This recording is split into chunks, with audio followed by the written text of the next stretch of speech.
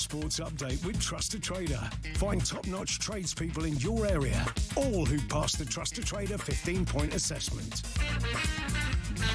Talk Sport. I'm Ben Fletcher. Good afternoon. Andy Aluko has come out fighting on Talk Sport after drawing criticism for recent comments on TV punditry. For me, if I feel entitled to anything, it's respect. I just want people to respect my opinion. I just want people to respect me for the work that I've done and respect me as a broadcaster.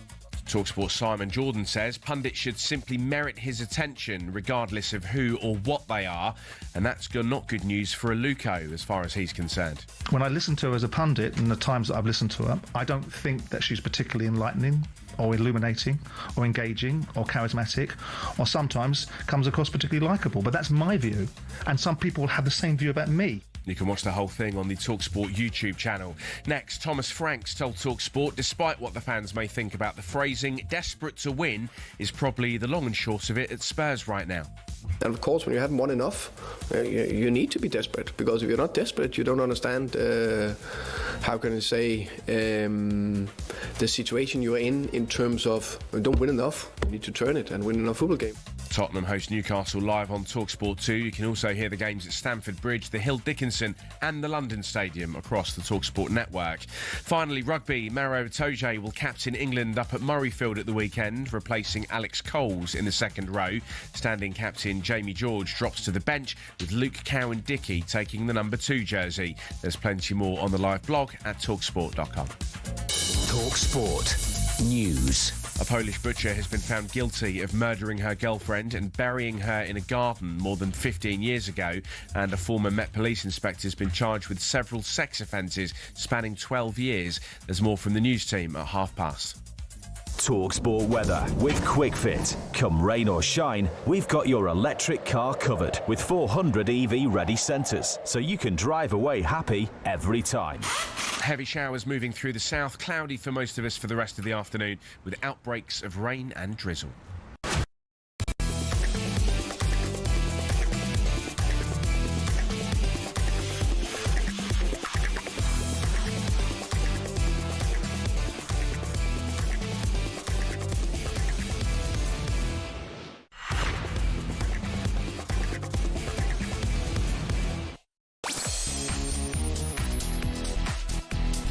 Hello, good afternoon. Welcome to Drive on TalkSport. It's me, Andy Goldstein, of course, everyone's favourite.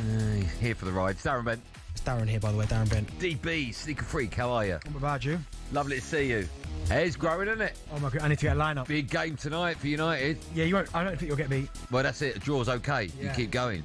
But Jingo, we've got a show for you today. In fact, we are building up to a huge night of Premier League action live and exclusively on TalkSport and the free-to-download TalkSport app. How about that? Ahead of West Ham against Manchester United, we'll be asking where Nuno Espirito Santo ranks amongst the Premier League managers. In fact, we'll start with that, West Ham fans. You can dial in now before anyone else. 03717 223344. With struggling Newcastle heading to struggling Spurs, we'll ask who the more desirable club to play for right now would be. And Cole Palmer, my favourite, returned to form at the weekend with another first-half hat-trick ahead of Chelsea's clash with Leeds.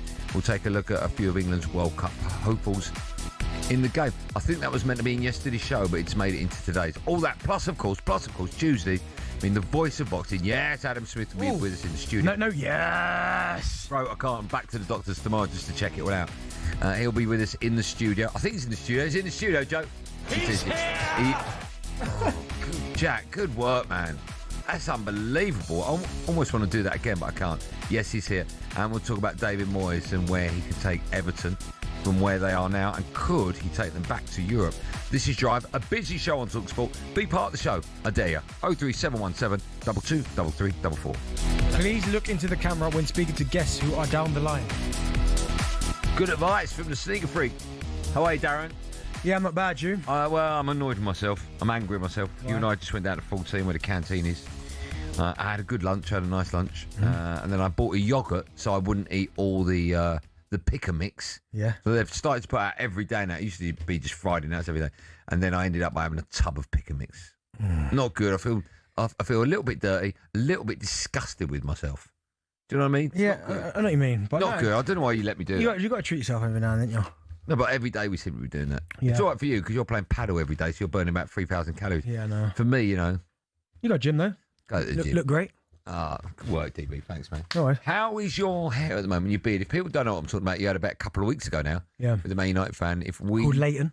Leighton, okay. If we beat you, we being Man United, you being Arsenal, we beat you, you can't have your hair cut until Man United lose. Not until lose. Yeah. And of course, they haven't lost, haven't even drawn yet. Yeah. Away at West Ham tonight. Then we've got, 12 days off, 11 days off because FA Cup. How is your hair at the moment? Yeah, it's struggling. I'm probably going to look, cameraman, go straight to it. Yep, nice work there. Cameraman? Yeah. I'll get probably a line-up. I need to get a line-up soon, man. Yeah. Because it's starting to... Is it starting to... Not so much, but I look in the mirror and go, no. It needs to be... If you could have it cut, when would you have it cut? Are we past that? Yeah, no, do you know what? It depends, actually. Maybe not, because if I haven't got any TV work... I know, but still, you're on camera here every day. Yeah, but you know what? I need to get a line-up, so I'm probably going to go tomorrow. But the line-up, you can't take any... No, just... Even here, above your ears. Just... Okay, that's fine. That's it. But the depth of the beard's going to stay, the height of the hair's going to stay. Yeah. It's... What can I do, eh? What can you do, Andy? Well, you shouldn't have had a stupid... No, but I thought Arsenal would win. You did think that. So is that the stupid part of the bet? No, it's not. It's not. What's going on with the screen? What's the matter? This thing No, stop talking about the screen, all right? Let's give it a whack. There you go. All right, we're going to start with tonight's game between West Ham and Manchester United, a game you can hear live on the talkSPORT network. Let's talk about Nuno Espirito Santo, shall we? 2 7th-place finishes at Wolves and a 7th-place finish with Forest. Does he get enough credit, though? Jimenez scores again for Wolverhampton Wanderers and becomes the first player in old goal to score in an FA Cup quarter-final for Wolves. Tottenham 1, Wolverhampton Wanderers 3. Nuno Espirito Santo's Wolves continue to frustrate the big boys in the Premier League. The Nuno success story in the Black Country continues apace. Welcome to the European quarter-finals. I saw Brazil do this and I thought, wow. And now Wolves are doing it. Back to Gibbs White, he finishes it. It's a perfect goal for Nottingham Forest. It's just the way they like to do it. They have not played in the European Cup since 1980. Relegation survivor looks a little closer. Finished here at Turf Moor. Burnley 0, West Ham 2. Yeah, an upturn form in recent weeks has given West Ham a real chance of escaping relegation thanks to 3 wins in 4. Let's hear from the Hammers boss, Nuno Espirito Santo, now on the improvement from his side in recent weeks. I think we are competing well. The players are committed. Of course, with time it helps. The connections, the complicities, the knowledge of the players. We brought players, new players coming in. Many of them just go straight in the team. That needs time to get it properly, but we believe that we are achieving what we believe that to be a team that is organized at the same time as talent and combinations in front, and things start to click, which makes me really happy. Do we give Nuno enough credit for the work he's done? Because 4 or 5 weeks ago, if you'd have asked most West Ham fans, what do you want to do with your manager? A lot of them would have said, get rid, start again. No, I'm a big fan of Nuno's. I always have been. I thought it was the worst decision when Forest let him go. He's got a distinctive way of playing. When he was at Wolves, I mean, the team he assembled, I know it was in the Championship, the team he assembled there, wow. Get them promoted, then to finish 7th twice with Wolves, I mean, that takes some doing, especially when you look at where Wolves are now. For him to do that at Wolves, I thought was outstanding. I don't think he got a fair crack at it at Tottenham, if I'm honest. He won Manager of the Month in his first month, beating City, Wolves, and Watford. Yeah, people might go, but look at the teams, but still, we won Manager of the Month, didn't concede a goal. And then his record actually wasn't that bad. I mean, he got sacked at Tottenham, right? He lost once in his last 4, fair enough. He lost 3 out of 4. He'd won the 3 before that. Work that out. So he'd won 4 out of 5, right? And then the last 4, he lost 3 out of 4, which is not the worst in the world, and they sacked him. So that I can never get my head around. And he's gone to West Ham, and yes, it's maybe taking him a little bit slow to get going. But also you got to remember, I remember in one of his very first games, it might have even been his first game, he's probably getting the team ready to go, and there's protests. The stadium's half empty. And you're thinking, like, his first home game, that was nuts. Come on, get behind him, help him out. But to be fair to him, that Nottingham Forest is almost like it's turned a corner, because that's where I thought, oh, do you know what? They're probably going to let him go now. They've just been beat by their nearest rivals. They were all down and out, and I just thought the stadium was half empty towards the end of the game. I just thought, do you know what? Oh, no. He's about to lose his job. And since then, they beat QPR in the Cup. Don't care if it's a cup game. And I said to you, that winning mentality. Then they beat Spurs in the manner they do. Callum Wilson right at the end. Then they go and beat Sunderland. And all of a sudden it's like, okay, he's that confidence building. Even the Chelsea result, and he's right. Even though you get beat, you have to take huge projects from that because you played really well. And then you go and beat Burnley away from home. So right now, West Ham are purring. Now, it's going to be a tough hold to beat Man United tonight because Man United are arguably the most informed team. Is a point a good point? Yeah, I think it is. Yeah. I think it's a good point simply for the fact coming up now. I know Forest have got Wolves and a lot of people say that's 3 points. Mate, when you're down there fighting for your lives, that game all of a sudden becomes a little bit more tricky than you think it would. Now, I know Wolves have been terrible this season, but at times they have shown signs that they can play some good stuff. Arsenal being a prime example. So they played well against your lot as well, didn't they? Yeah. So, yeah, it's a tough game for Forest, but for West Ham and Nuno, I always thought he was the right man for the job. Let me ask you this. Do you think, and I will put it out there to football fans as well, do you think Tottenham fans would take him back? Do you think Wolves fans, obviously they're taking him back, yeah, and Forest fans, do you think all three clubs that have let him go, for whatever reason, two out of three would. I know he left Wolves because... Yeah, 2 out of 3 would. Wolves would take him back because he was brilliant there. Yeah, who wouldn't? Tottenham. No. Mate, they hounded him out. They wanted him gone. I know, but you look back now. No. He got 7th for Wolves, I think, twice. Yeah. Forest 7th. And it looks like, early days, but it looks like he's turned this around at West Ham. Yeah. I say early days, but you understand what I'm saying. I wonder if Tottenham fans would be thinking... No way. Well, look at Spurs at the moment. Yeah, no, horrific. They're down there as well. Yeah, but now they're not taking him back.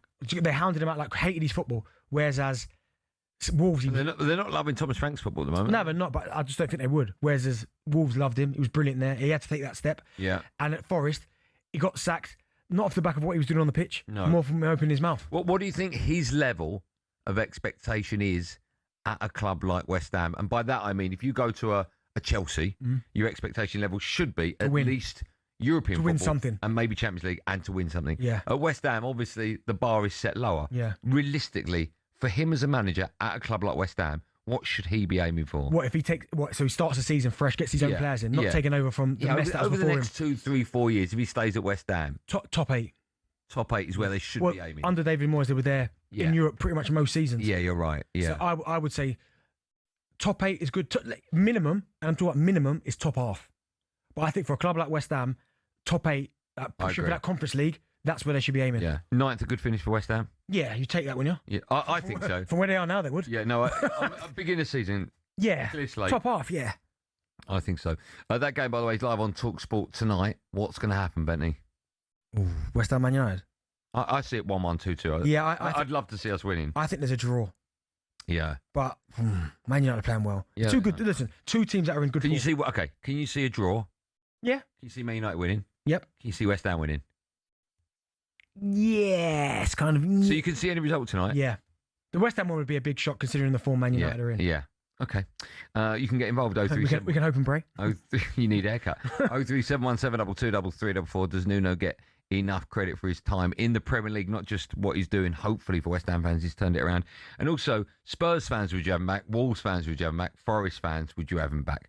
Don't forget, you can hear West Ham against Man United in the Premier League. It's straight after us tonight, live and exclusive on talkSPORT. That one kicks off at 8:15. Your calls when we come back on all things Nuno. 03717 223344.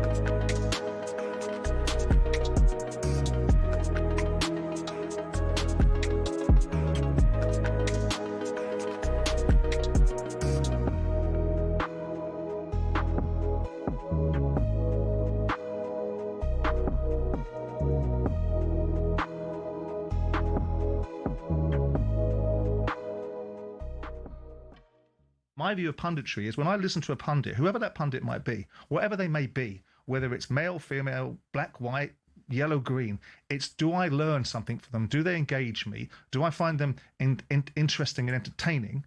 And do they merit my attention? And That's my response to the reasons why I was saying the things I said. He's sitting right beside you. Yeah, it's an opinion, isn't it? Which we're all entitled to. I put value on opinions, right? You have to, because there's, Depends where they come from, right? Everybody has them, right? So I'm not going to listen to a mob on X who've never, ever put themselves in any situation to do anything close to what I've done in my career. I listen to the professionals, right? I listen to the people who've hired me for the last 11 years around the world, the biggest broadcasters in the world.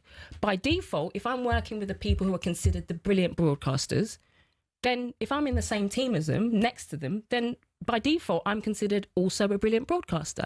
So I take everything you're saying, but the reality is I've been good enough for 11 years, right? And as I said, I'm the person that will go and seek out feedback for someone to go, I think you're struggling. It's never happened. See, the language that you use, Annie, is, to me, it's steeped in a sense of entitlement. I mean, the sheer weight of the entitlement that you seem to believe that you have would resink the Titanic. I think you've been quite fortuitous.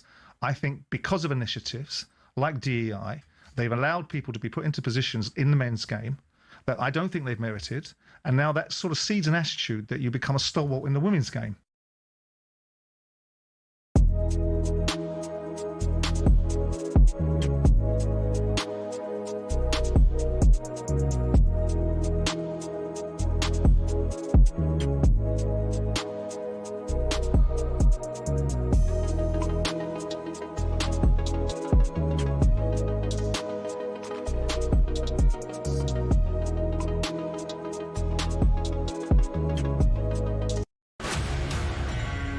Hello and welcome to talkSPORT Goals. We've been taking you through what should be another busy day of football. Chance to win it! We don't need to do that, guys. I'm going to owe you an apology. How would you get to that conclusion? That's a weak mentality. Oh, get out of it.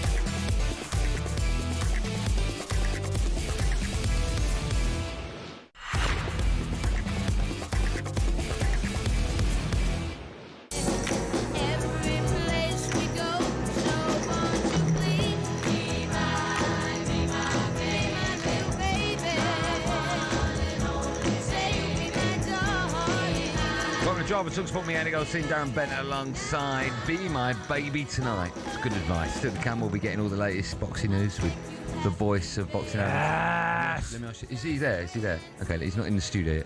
In the gallery. Let me ask you this. When he comes in, genuine question, and I go, Smudge, how are you? How's your week been?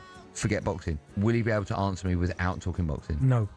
You won't, mate? No. Yeah, wonderful. We got a big fight this weekend. No. Forget the fight this weekend.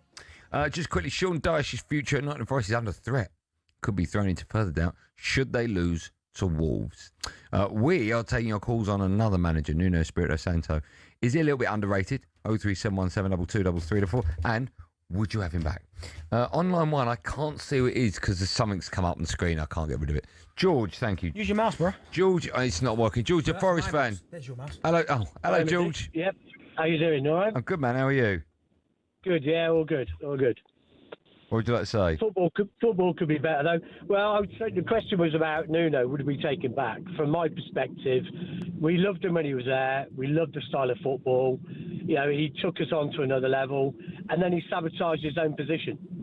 He knew that he couldn't say what he did with a chairman like we've got, who's passionate, pump loads of money into the club and get away with it, there's no way that chairman was going to let him get away with that. So, in my view, he's deliberately sabotaged his own job, got a nice payout, and moved on to West Ham. Well, George, let me ask a question. I know you're right in what the owner did, and I get it. You can't speak out against your employers, but I guarantee you now, if Marinakis, when he's sitting quietly and he's wherever he lives, mansion, he's talking to people, I bet he regrets that decision, because I think Nottingham Forest would be in a lot better position had Nuno have stayed than you currently find yourself in now. Oh, yeah, no, I totally agree. Unfortunately, when you've got egos at play, it doesn't always pan out the way it should, does it? Let me ask you, I just read out, I didn't know this, but Sean Dyche's future at Forest is under threat. Do you want him still at the club, or are you done with him now? Look, after Big Ange, to be honest, I would have taken my 3-year-old grandson as manager, because he was terrible. But Sean Dyche, you know, he's got a reputation for rescuing clubs, for saving them from relegation, but we weren't in a great position when he came in. We're not in a better position now. And the problem is, I see, he doesn't know his starting 11. He generally doesn't know his starting 11. When I looked at the starting 11 against Leeds at the weekend, Leeds must have been licking their lips at that prospect. We had 3 changes in our back line, and obviously a keeper that was his first game. So what do you expect, you know? Yes, it's a tough one, but again, I know Nuno, I don't think he's self-sabotaged, but he's obviously clearly unhappy, and that's why he's done that. But sometimes when a manager feels his hands are tied and it is having an impact on his team selection and results, they're backed into a corner and they feel they need to come out and speak about it. I understand that. Well, there's a guy called Tim here who talks about he hasn't forgiven the owners for getting rid of Nuno. He's a Wolves fan. He goes, he used to joke around and say that he loved him more than his dad. Who used to say that? Tim, about Nuno. He loves I see, yeah. He was brilliant for Wolves, he was. Oh, my goodness. Chris, a Spurs fan. Christopher? How are you? I'm great, man. Thanks for asking. How are you today? Yeah, really good. Really good. Good. We're just off to the Spurs game.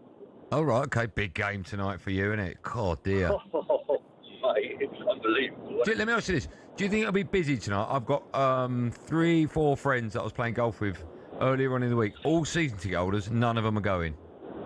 No, all of my mates are selling tickets as well. But this, do you know what, mate? This is why what I feel about the Spurs fans. I go and sit next to them every week, and it kills me, the mentality. Do you know what Benty said earlier about getting rid of Nuno? They hounded him out. They do this all the time, and I don't want Nuno back. But you know why I don't want him back? It's because I wanted them to stick with Nuno back in the day. I wanted them to stick with Pochettino, Mourinho, Conte, all of them, because I just believe in managers. We can get them in, stick with them, and I want them to stick with Frank. And I just don't believe that. Who are we going to get in? I think he's playing some good football at the moment. I thought we set up well against United, and I think Romero let us down terribly. I genuinely believe stick with Frank, and I would have stuck with Nuno at the time. And the question is, will you want him back? No, I mean not now. No, I think anyone would struggle with us. Do you know what, Chris? You made a really good point there. Is you're not happy with your club, so you're not going to go, but you're supposed to support your club through thick and thin. I know, but you are right. Because sometimes you think, I go week in, week out, go and see this rubbish. I get it, but still, if they're your team, you've got to deal with it. If they're your team, you have to go there and deal with it. I agree. Do you know what I mean? I agree with both sides of that argument. Yeah. You support your club, etc. I agree. But if you go week in, week out, and it's just dross, and it's like, I've got to pay for petrol, I've got to get on the train, I'm gonna eat there. I get that. But why am I giving the club my hard-earned money? I understand that. And if you can sell your ticket for however much, 80 quid, 50 quid, whatever. Just mad though, because if a player came away, well, right, what's the point trying? If you ain't going to buy it. No, but okay, the Spurs fan at the moment feels that the owners have the same view as the fans, which is, why should we bother?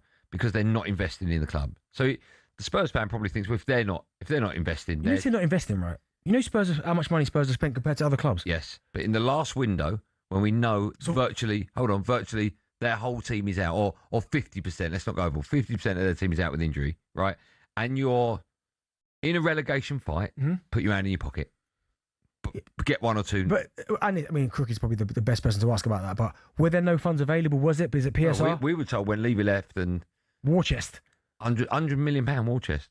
I know they spent 35 on Conor Gallagher. Yeah. Go and spend another 35. Get a centre half. Get another striker in. Get someone on the right. Maybe. Look, they haven't got Kulusevski. No. Don't know how long he's out for. No Maddison. They sold Brennan Johnson. I'm just talking about the right-hand side. Kudus is injured. Yeah. Yeah, maybe potentially, but I do. I forgot about Kudus. You're right. Yeah, Kudus, he's not there as well. He's 3 injured. players on the right, and they sold one of them. Yeah, that's an anomaly. That. I know, but they sold one. Why are you selling him? Which I found bizarre. They didn't think he was good enough. Glenn is a Wolves fan. Hello, Glenn. How you doing, lads? I'm great. How are you today? Very well, mate. Very well. Good. Looking forward to going to Forest tomorrow night. It's a big game, isn't it? Well, it is for them. It ain't for us. No, I suppose so. I suppose so. Yeah, there's on it. But with regards to Nuno, absolute legend at the Wolves, and he should not have been sacked. I mean, what cost him? Raul Jimenez getting injured at Arsenal with David Luiz, clash of heads, and from then on it went downhill. And he had Fabio Silva, that wonder kid, for 30 million dumped upon him, and then they clearly sack him, and unbelievable. I sort of felt for him as a Wolves manager that the club was selling players for lots of money and not replacing them. 100%, and we continue to do that with every other manager since. Yeah. Do you know the Fabio Silva one was a bizarre one because he was almost brought in to kind of learn off Raul Jimenez, and in a few years, obviously be a top player, and he just got thrust straight in, didn't he? Because obviously, sadly, Raul Jimenez with his injury, and all of a sudden he's starting every game, and he weren't ready for that at that time. But you think about some of the players that have gone through that football club over the last few years. Obviously, God rest his soul, Diogo Jota was brilliant for them. Ruben Neves, he was in the champ. Adama Traore was brilliant for them as well. They've had some serious João Moutinho. I wonder if you did. We've not done this, Joe. If you did your best 11 with players that you wouldn't have sold, right, in the same kind of era. Oh, well, I'm telling you, Southampton's would be up there. There you go. Southampton's would be up there. They had some mad ones. Wolves would be up there, right? Yeah, not like Southampton. Look at Spurs, right? Modric, Bale. Yeah, Kane, Son. Oh my goodness. Yeah. Cole Walker. Yeah. I know you're ultimately making a Tottenham 11, but you know what I mean? It's players that, had they all together, they could have stayed there. Well, then Bale could be said the same, but then Bale was early at Southampton. But Southampton's Luke Shaw, Virgil, Wanyama. Virgil, yeah, you're right. Remember, was it Graziella Pella, the striker? Yeah, he was there, yeah. Mate, they had some Southampton, Walcott, Oxlade-Chamberlain. Why are you mentioning Walcott? Why are you doing that to yourself? No, it's cool. Why did you do that? Why do you always bring that I'm up? still waiting for him to play golf, actually. He sent me a nice text going, we should play golf. I went, yeah, send me some dates. Nothing. I thought, why would you send me the first text? Theo, I know you're listening, Theo. No, why send me the first? Listen. He don't like me. He don't like you. Okay, why has he sent me the first text? Because he went through. I said to him, Judge. Right, do you know what? No, wait. I just people like. And he was like, all right, well. Do you know what? I don't like him. He took my mate's spot away in the World Cup. Yeah. He should have turned it down. Too young. I don't like him. He's a legend. He loves you. Still waiting for the game. Maybe he's scared. How about you drop him a little message and go, hi, Theo, mate. I don't chase people. It's not my style, mate. Why are you chasing Bex for then? Oh, it's Bex. It's different. Okay. Still to come, we'll be joined by, yes, the voice of boxing, Adam Smith, will be in the studio in just a moment. First, it's time for a bit of no Googling. Hit it, Jack. We've been talking about Nuno, who has already qualified for Europe with 2 Premier League sides. We want to know, who's the only, love questions like this, who's the only manager to have achieved European qualification with 3 different Premier League clubs? Benny, have you heard that question? Say again. Who's the only manager to have achieved European qualification with 3 different Premier League clubs? So he managed a Premier League club, got him into Europe. 3 different clubs, 3 times. Now that is an unbelievable. I mean, the answer should be obvious. What's it begin with? No, I'm not. I don't know. Yeah, it should be obvious. It should be obvious, really. Might not be. So Nuno's done it, right? With. I know it is. It must be him. What was it begin with? The second name brings that. Oh yeah, I thought that was a V. Yes, must be him. Yeah, the answer to that and that letter V that's not a V. And boxing chat, yes, with Adam Smith in the studio, the ledge, right after this.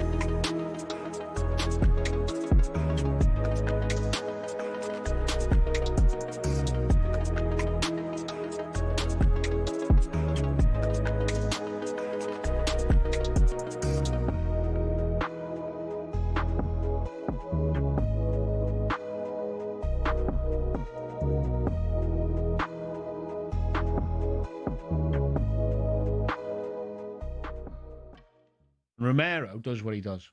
Right? Ridiculous tackle. Thomas Frank cannot be blamed for that loss at Man United. Now, he can be blamed for leaving the armband with him or not getting in his head to behave better or control his emotion. That's partly the manager's job. But for Romero to do that after the ridiculous social media stuff, which I still don't understand. You know, what the hell? He should have been fined 2 weeks' wages for that and probably dropped from if they had more players fit and left if they had Danso fit. I was just right.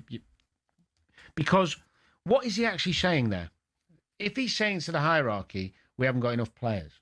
I mean, is he absolutely stupid? I mean, forwards, Muani, Richarlison, Odobert, Solanke, Madison, Simons, Kudos, Kulusevski, Tell. Forget if you think they're good enough. There's loads of players. Midfield, Sarr, Gallagher, Bergvall, Gray, Bentancur, Paulinho. Now, they've got more forward options than any other team in the Prem. So what's he saying? Now, if he'd have come out and gone articulately, I think we've got to have a look at the medical staff. Or the coaching. Something's not right. The pitches. We can't have that many players injured. Something's not right here. Something's got to be looked at. Someone upstairs has got to look at what's going on with all these injured players. How can we have that many injured players? That's ridiculous. I'd go, strong, you know, but maybe he's got a point. His point, there's no substance to the out. There's no intelligence with it, is there? No, because they've got more players. They've got more options in forward play. They've got, I've just named 9. It's Every spring, sports fans in Europe come together to celebrate arguably rugby's biggest annual tournament, the Six Nations. But why is it the home nations, plus France and Italy, and no one else? It all started back in 1871 when Scotland beat England in the very first international rugby match. A few years later, when they could field a team, Wales decided they'd host England and an idea was thought up. With Ireland keen, they formed the Home International Championship, which ran from 1883. In 1910, France was allowed to join, as they were developing into a serious rugby nation, and thus the Five Nations was born. France had an interesting history with the championship. They were actually booted out for paying their players in 1931, when the home nations were keen to keep it amateur. After World War II, though, France were let back in, but it remained a closed shop for more than 50 years. And when another country was let in, it was only really because the Five Nations' hand had been forced. Italy was developing into a serious contender, beating Scotland, France and Ireland twice in the same year, meaning in 1999 officials got together and said yes to Italy and it became the Six Nations. So what changes, if any, come next? 7 nations? 8? A promotion and relegation system? Or should we leave it alone and let it remain the great rugby tradition it's become?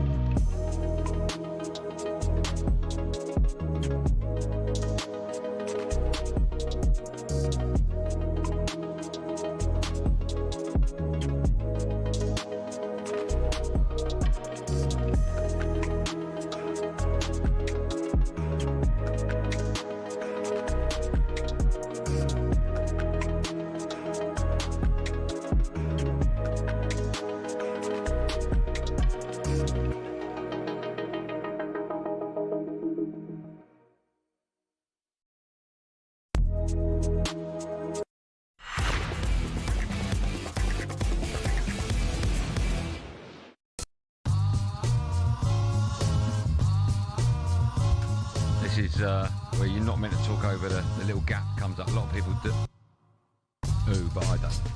Joy with talkSPORT, me, Andy Goldstein Darren Bent alongside. Before the break, I asked the question, who's the only manager to have achieved European qualification with 3 different Premier League clubs? Jose Mourinho. Chelsea, Manchester United and Spurs is the answer to that question. Still to come, we'll be looking ahead to battle of the underachievers, Spurs against Newcastle. Who would you rather play for, Benny? Who would you rather play for right now? Phone, but 2 phones ring. Hello, it's Spurs. Hello, it's Newcastle. Exactly the same money. Come play for us. Ooh, good question, that. Okay, we'll answer it later. Thank you. But now it's time to turn our attention to a bit of time for this. There's a real feeling that this is the best versus the best. White's lost control. White has lost control completely. How many more do you want? This is The Voice. Yeah, it's time for The Voice, our weekly feature where we're joined in the studio by the voice of boxing, Adam Smith. Take a look at the week's biggest stories. Before we talk boxing, it's always good to find out how his week has been away from the ring. How are you, Adam Smith? I'm very good, yes. How's your week been?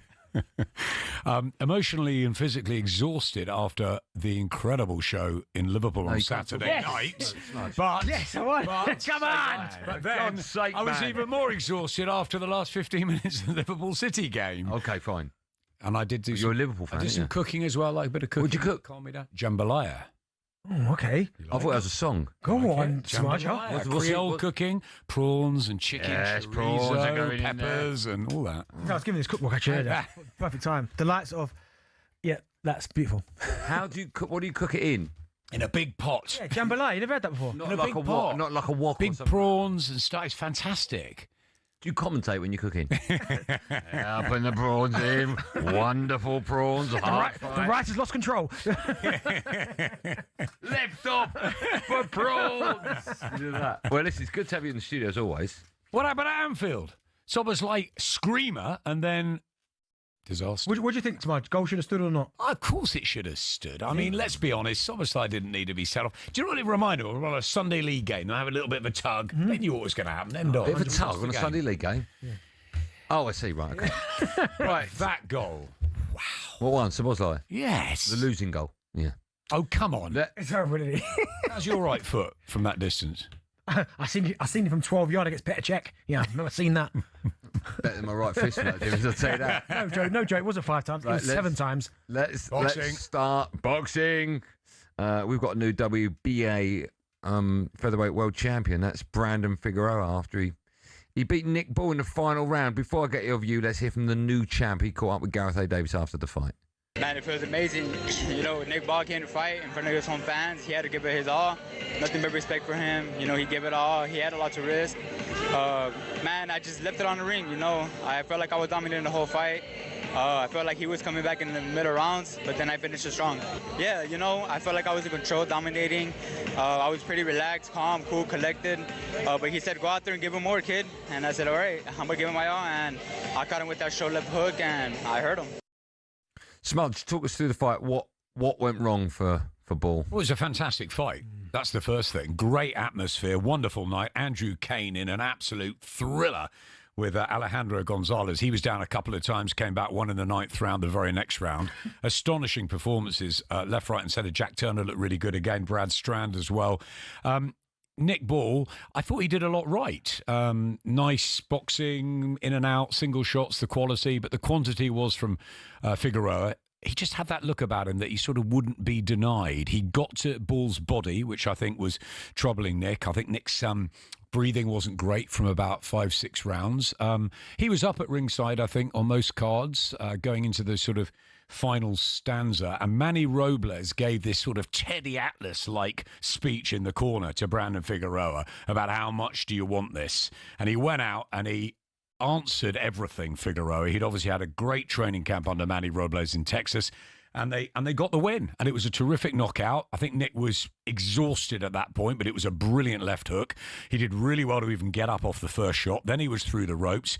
A little bit of difficult behaviour afterwards, I think, but emotions were running high. But ultimately, Nick Ball loses for the first time against a very good fighter, two-weight world champion in Brandon Figueroa, elite. You know, Ball was having his 4th defence of the 9-stone crown. He's had a great run. It's Figueroa's moment, his night. He's come away from home. He's upset the odds, and he's a great guy. He does a lot of work for the kids back in Texas. Terrific result for Team Figueroa. As for Nick, Paul Stevenson is great trainer. We swapped messages earlier, and you know they win and lose together. That team. It's a wonderful Everton Red Triangle club. Very, very good team. And Nick's first loss, and he'll come back. He'll take a bit of time off, and he'll be back, and he'll become a world champion again. I have no doubt. As you said there, Smudge, I mean, I think you've done well to get up from the first knockdown, because that was horrible. You know, when a boxer goes down, they don't use their arms, and then obviously got stopped. I personally didn't have a problem with the celebrations afterwards. I think when Brandon Figueroa has gone to Liverpool, he's gone to the Lions Den, he's won in the manner that he has done.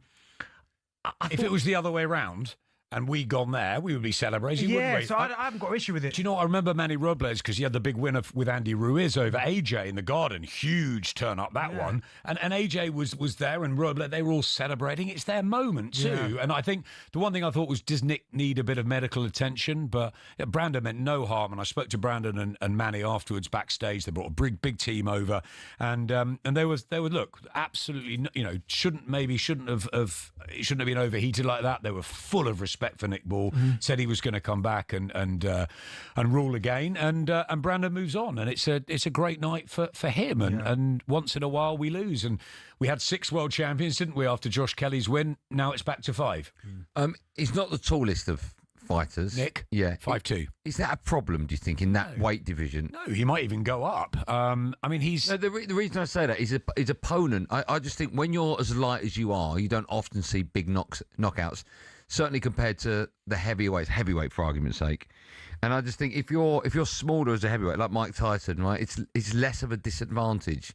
If you've got height, I personally look at that fight and think you've got such a distinct advantage over your opponent. There's 2 ways of looking at it, because Figueroa would have had to have ground down to the weight, and also there's a lot more body to attack, and Nick is very astute at fighting taller guys. He's a pocket rocket. He's very compact. He's difficult to hit himself. So I think we've got to give Figueroa a lot of credit for undoing Nick, because it's also difficult to punch downwards as well. So I think it's not ideal for either way.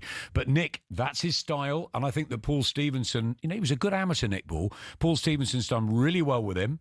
He's had a fantastic run, world featherweight champion, little star in Liverpool, and they'll come back for him. Nathaniel Collins was ringside. That's a really good fight to make in the future. And the featherweight division is buzzing, and he might move up. Sorry, but is there a rematch? Okay. You ask instead. Is there a rematch clause? Great question. No, I think Figueroa moves on. I think he'll want to maybe fight someone like Bruce Carrington, who was calling him out. But Nick would want the rematch. I think maybe he needs to have another fight in Liverpool 6 months' time, and then look at the rematch in late 26 or 27. There's no rush.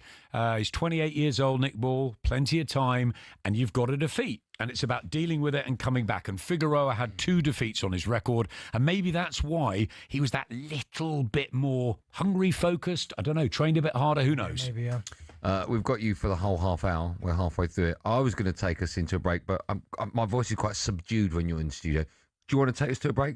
Tell everyone that there's more from you, me and Benny when we come back, but do it in your style. Is that all right? There's so much more ahead here on talkSPORT with Andy, Darren, and me as well.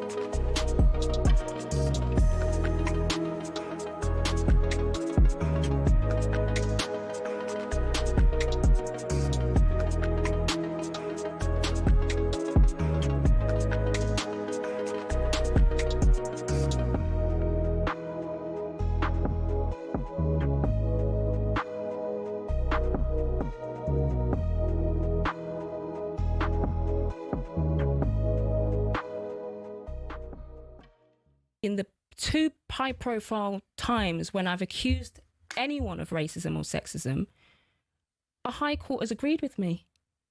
A parliamentary committee has agreed with me. So And I've got reams of evidence. Oh, absolutely. Of You're people talking about Mark Sampson and Joey Barton. Right, but the point is, I'm not the But that's person. the extreme end of the equation, isn't it? What is the point? No, but my point is, that's also replicated online. So there's reams and reams of evidence of people online. But you did it to me. You told me. I don't have a problem with it because it's your opinion. You said to me about me that I'm a sexist. No, I don't think I am. I think I have a strident opinion. I have a daughter. I think you pander to an audience. Yeah, and that in itself could be considered to be something that people I could be robust in my rejection of it. It's your opinion. You're entitled to it, and I like you should do. I only take the value of a people's opinion from someone whose opinion I respect. Yeah. Your opinion isn't relevant to me, and my opinion to some extent shouldn't be relevant to you. And if you are strong in the views that you have, I admire you for having the strength of them. But everything that you seem to portray in life seems to be that every disadvantage that you have is because either you're a woman or because you're black, and it's got nothing to do with your contribution to the equation and the way that people perceive you. I'll always take responsibility if I think I've done something wrong. I'm the first person to apologise if I think, I shouldn't have said that, or that went the wrong way. You can find multiple examples of me apologising, but there is a reality that I do suffer sometimes a disadvantage because people abuse me for my identity. They don't actually focus on, I don't think she's... Hello and welcome to talkSPORT Goals. We've been taking you through what should be another busy day of football. Chance to win it! We don't need to do that, guys. I'm going to owe you an apology. How would you get to that conclusion? That's a weak mentality. Oh, get out of it.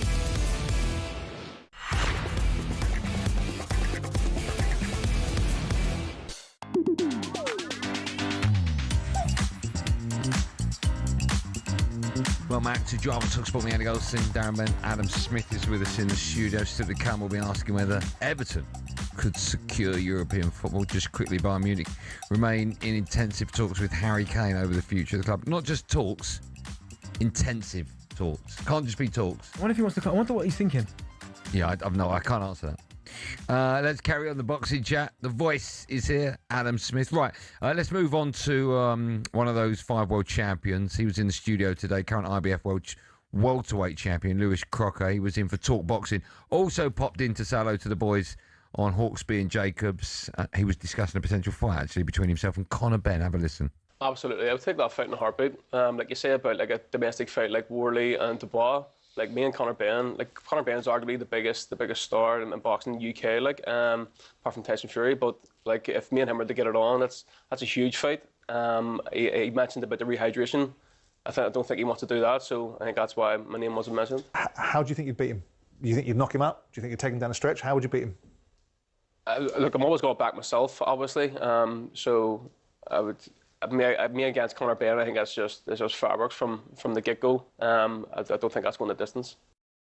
Smudge, how big a fight would that be if that happened? Love that fight. Unbeaten in 22. Lewis Crocker, Conor Benn has got everybody talking about him. Shakur Stevenson calling him out. Josh Kelly, who won last week. That's a big fight for him. The winner of Barrios and Garcia, which is happening a week on Saturday. Conor Benn is the man. Lewis Crocker's got to go to Australia and fight Liam Parrow, the former champion at the weight below.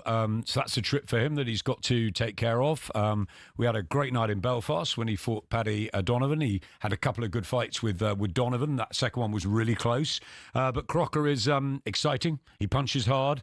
He's got a big fan base, and love to see that fight with Conor Benn at some stage. Smudge, is the welterweight division what it once was? It's huge. It's fantastic. Yes, I mean, you can always look at different eras. Look at Devon Haney, for example. There's so many good fighters there. Look, you've got the pictures in front of you. And the only reason I say that is because I remember a period, I know it's a while ago, where they were some Mayweather, Pacquiao. Of course. Cotto. Yep.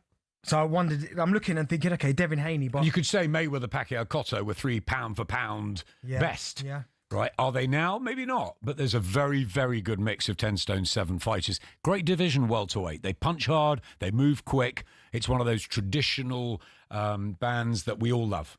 Apart from Tyson Fury, who's now back in the ring, is Conor Benn the next biggest fight in British boxing? Or fighter?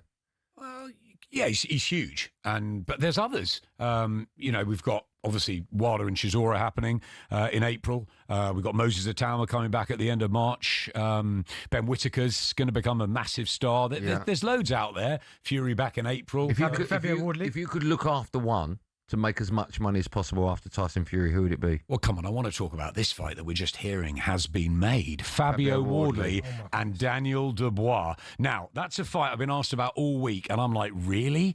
Frank wants to make it now? Fabio Wardley's first defence of the world title, that he beat Joe Parker and then was given the belt. I thought, okay, he'll have a nice, easy, comfortable one. Daniel Dubois coming back off the Usyk fight, rejoined Don Charles's team. That is a fabulous Fire Fest of a fight. I'm hearing May the 9th. What a time for heavyweight boxing to make that sort of fight now. Manchester, London, one of the big ones. Maybe the Co-op, maybe the O2, but it's going to happen here. And it is a 50-50 fight. Some might say Dubois, because of his experience, has got the edge, but we know what Fabio Wardley can do. Justice Hooney's done it to Joe Parker. He's never been beaten, and he's got that power. So, wow, bring it on. That's a great fight. Do you know what? And you're right, it probably is a 50-50 fight, Smudge. But do you know why I give maybe Fabio the edge? Heart. Do you? Yeah, heart. Because, do you know what? Dubois, I was so excited about the fight with Usyk again after the Fury fight. And I've still got question marks about the stoppage. The weight finish. Yeah. Whereas we've seen Fabio have to go to the trenches to get results. So I think... I know what you mean. Do you know what I mean? I think if it goes to the crunch, I think Fabio wins it. I'm surprised. I know what you mean. It's like you haven't seen Fabio lose yet, and you have Dubois. Yes, but I'm surprised that both teams are taking this, which is great. Yeah. Daniel said sign the contract. Sounds like Fabio has. It's just brilliant for boxing.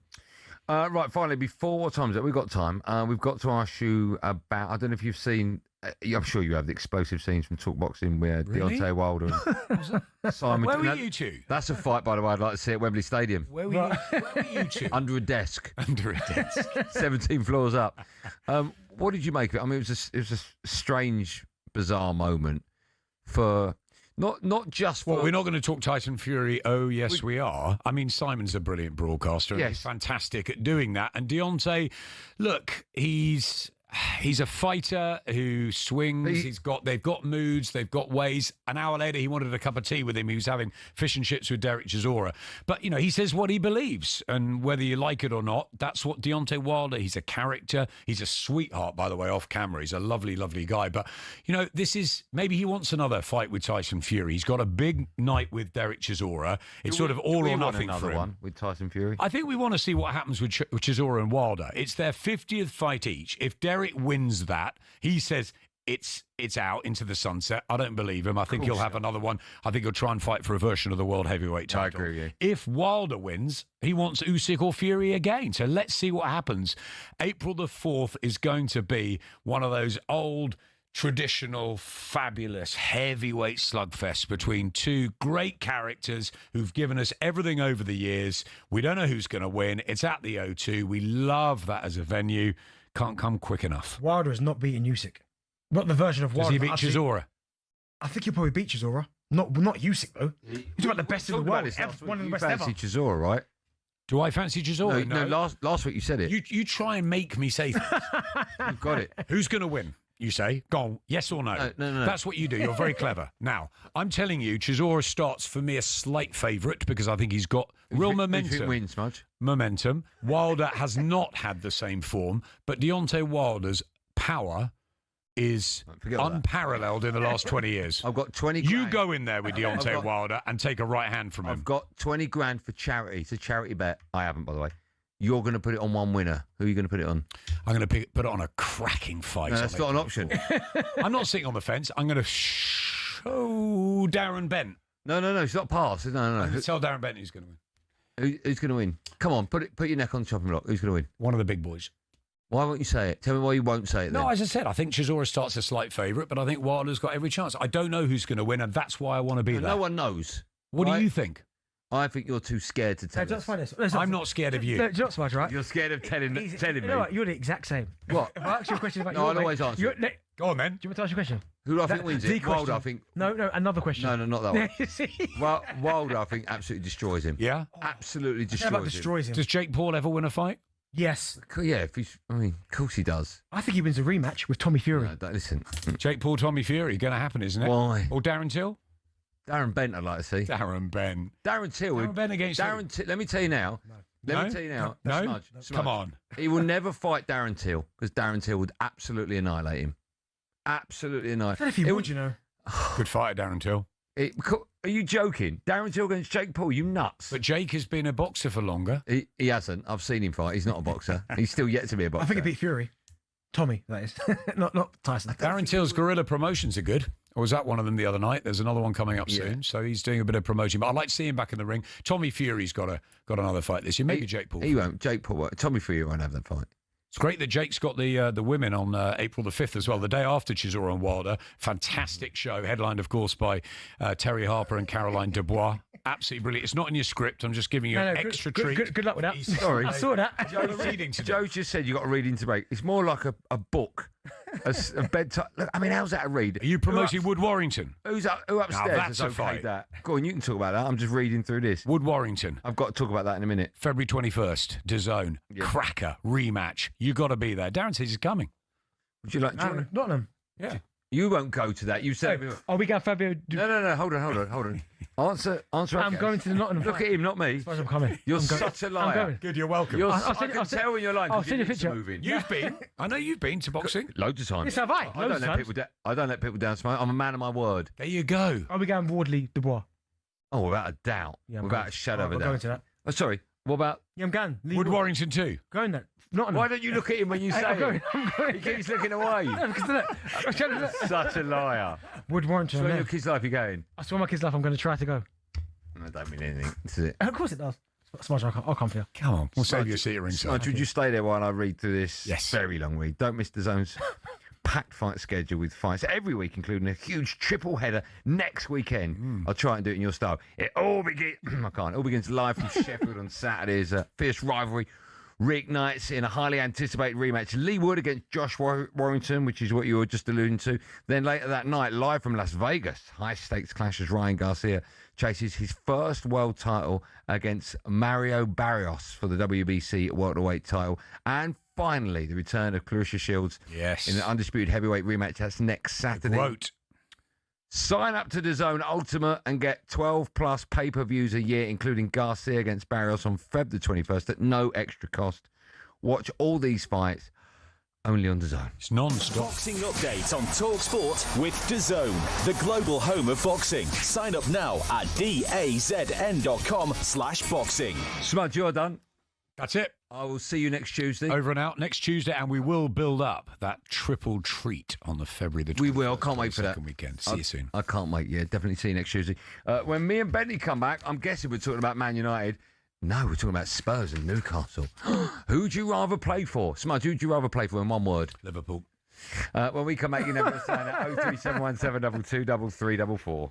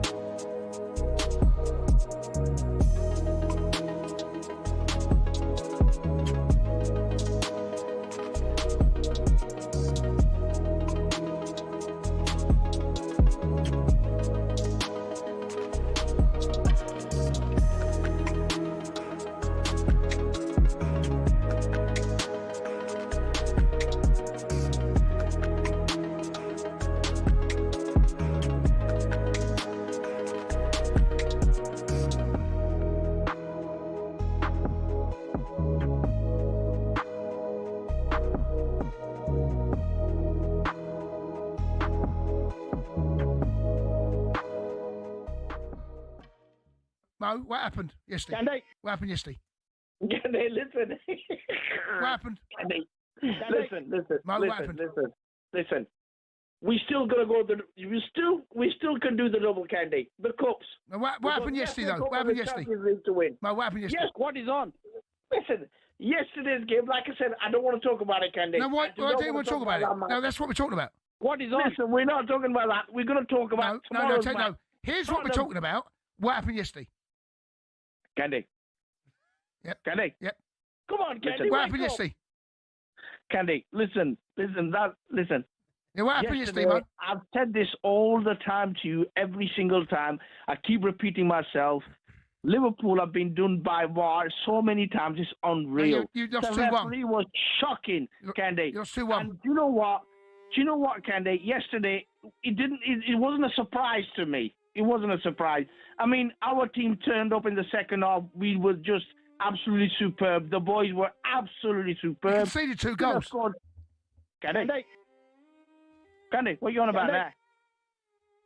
Candy.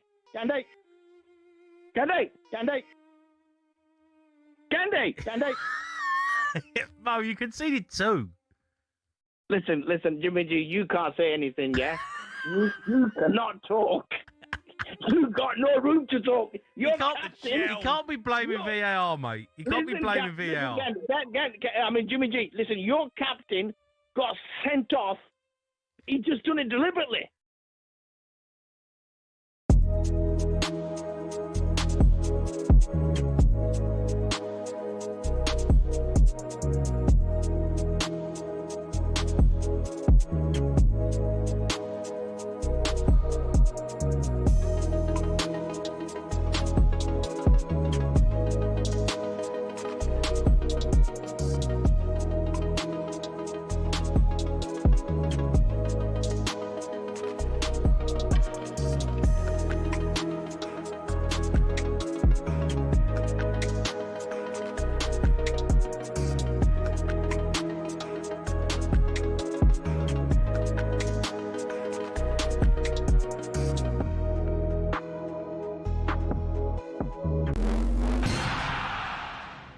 What's your club or country's sliding doors moment? Its meaning originating from the 1998 rom-com of the same name, a sliding doors moment in football terms is simply a question of what might have been. An incident in a game where, had it gone the other way, would have altered history. For example, say John Terry had scored that penalty in Moscow in 2008. Chelsea would have been European champions and Avram Grant would have the biggest medal in continental club football to his name. It stands to reason then that he would have stayed at Stamford Bridge for a bit longer, meaning that Luis Felipe Scolari wouldn't have got a look in. Would he have done better than the World Cup winning Brazilian, who only lasted till February the following year? And could he have improved upon Chelsea's third place finish? And as for United, who won the title that season, would defeats in that Moscow final have led to Cristiano Ronaldo leaving the club for Real Madrid a year earlier? And would that have meant that Rafa Benitez's Liverpool won the Premier League instead of them? That's a pretty big butterfly effect, all from one missed penalty kick going the other way. And if you want to dig a bit deeper, there's plenty more that could have been affected. What if Anthony Knockaert had scored his penalty against Watford? We'd have been denied the Troy Deeney moment, sure, but might Leicester have gone on to win promotion to the Premier League earlier than scheduled? And would that have meant that Claudio Ranieri would never make it to the King Power? Would Arsenal or Tottenham, therefore, have been champions in 2016? The most significant sliding doors moment perhaps ever, though, was Paul Gascoigne, Wembley, June 1996. What if this had gone in?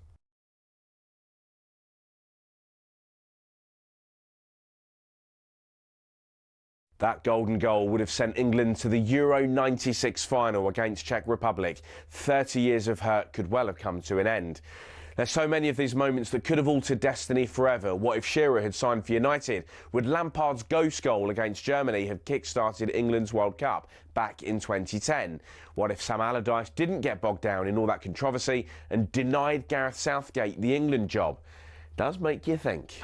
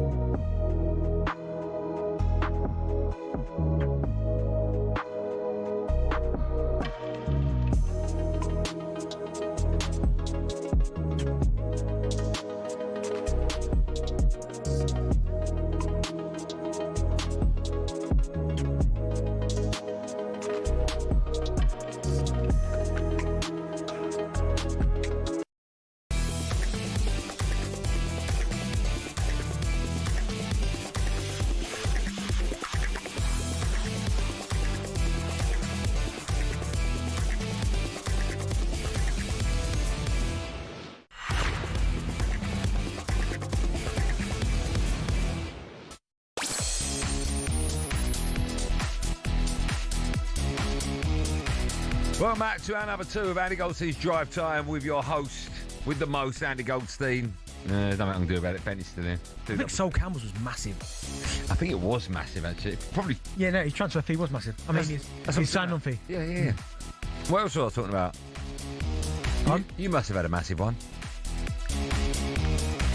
D. Yo. You must have had a massive transfer. Yeah, it's massive. That's what I'm saying. Yeah, massive transfer fees, yeah. That's what I'm alluding to. That's fine. So you have had a massive one? Sign-on fee, yes. Yeah. I'd love to have a massive. If I was a footballer, that's what I mean.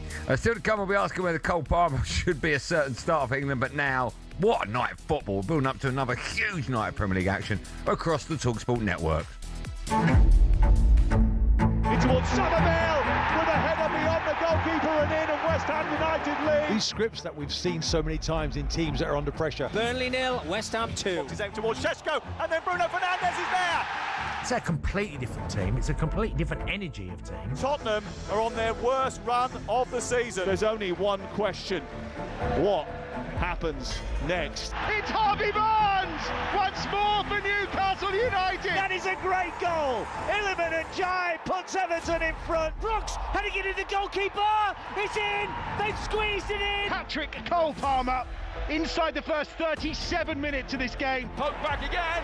Nothing they can do about that. It's Okafor, and it is 2. United fans marching on together and marching up the table. Yeah, follow us at 7 to go. Adrian Darren brings you a huge night of Premier League action across the talkSPORT. Right here, you can hear West Ham against Man United, 8:15. Got to change my journey home for that one. By downloading the free-to-download talkSPORT app, you can pick between Chelsea against Leeds. Honestly, such a great night of football. Chelsea v Leeds, Everton v Bournemouth, or Spurs against Newcastle. All of those, by the way, at 7:30.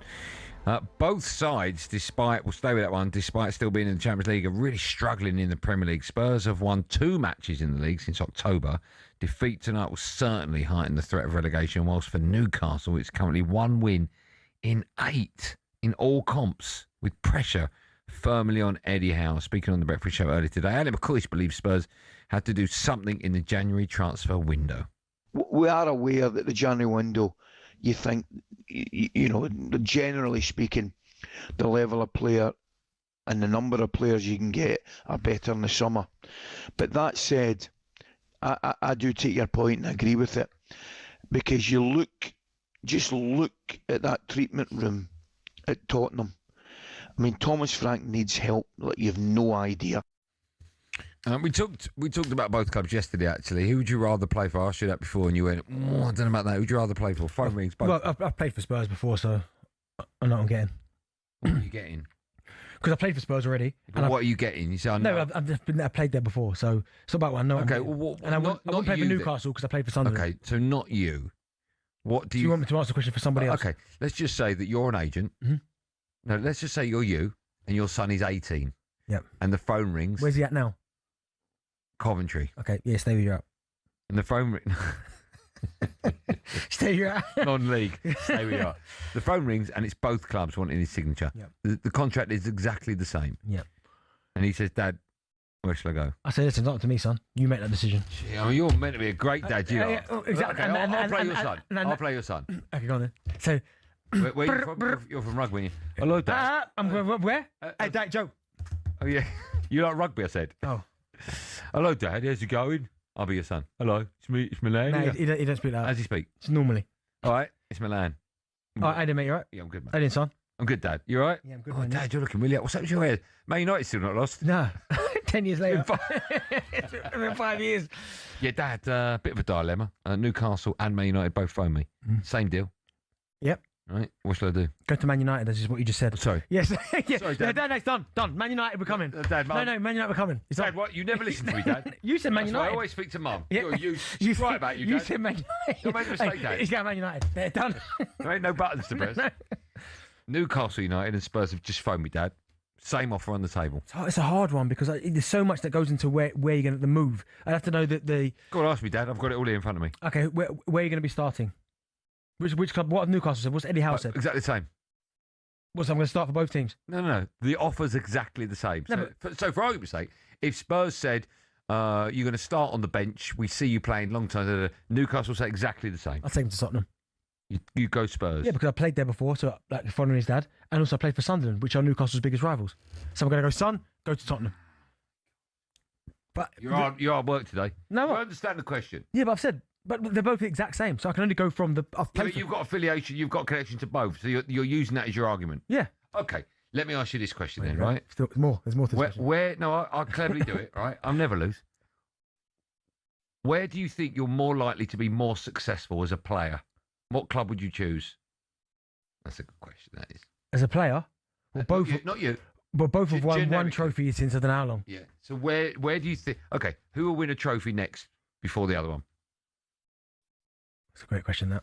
There you go. We got there in the end, everyone, didn't it? Yeah. That's how you do it, by the way. Yeah, That's how you grind your mum and dad down. Is it grind or... Yeah, that's how you grind your mum and dad I'd say, down. son, listen, doesn't matter. That's No, not you're not talking to sons anymore, it's me. Okay, yeah. You're on national radio. We'll go to Tottenham, because I've been there before. I'm associated to the club. But that's not what I've asked you. No, but I'm telling you my reasons as to why I'm doing that. So you're choosing the club because you played, not because you... Who's going to win a trophy next? Out of the two? Who's got more ambition? Who's got more potential? There you go, there's the word. Who's got more potential? When it feels... This is the problem that both teams have got. So Newcastle feel like they've got all the money in the world but can't spend it. Whereas Tottenham look like they've got all the money in the world and they can spend most because I think they're a bigger club than Newcastle and they've got... Well, I think their PSR is... Oh, you've said that, not me. So who do you think is bigger? I'm not the ex-pro, mate. No, who do you think is bigger? Well, let's do a scenario. No, I need to yeah, know. no, see, no, that's why I don't answer no questions. But I just think for Spurs, it feels like PSR isn't as tightly writ around them as it is with Newcastle. So I think Tottenham. So the answer's Spurs. I think so. After all of that, Spurs is the better club to go to at the moment. I don't know about better, but I mean at the minute they're both. You would choose struggling. Spurs. You would choose Spurs over Newcastle. Oh, I would, yeah, because I've played for Sunderland. So yeah. If you had, no, I have. So I can't. Right, you've chosen. You've yeah. What you answer it. I'll choose. Yeah, but you're a Spurs fan, though, aren't you? Oh, that's right. Yes, I'll choose Spurs as well. Yeah, of course. Yeah. Play alongside you. Probably keep you out of the team, like Berbatov and Defoe did. And Keane. Benty is a secret fan of Spurs. Well done, Jack. Is that Manuel Petit, was it? Yeah. Where's he, by the way? Remember when he used to come on our show? Why, does he still do talkSPORT stuff? Yeah. Why haven't we seen him? Oh, Management Max has just walked in at exactly the right time. Where's Emmanuel Petit? Why has he gone White and Jordan? Oh, they got more money. Who do you think there's more pressure on tonight out of the two managers? Thomas Frank. Okay. And the reason you say that, but Eddie Howe's come out recently and said, if I feel as though I'm not doing a good job, I'm off. So yeah, but how many Newcastle fans we've had maybe one or two maybe at a push saying, no, Eddie Howe's the right man. And you've got to think what he's done in a short space of time. I gave you the finishing positions yesterday. What? 4th, 7th and 5th.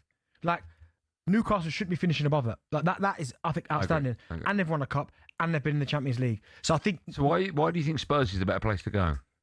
I don't. I'm just speaking of me personally. In I know, but take yourself away from the equation. You're all jokes aside, you understand the question, right?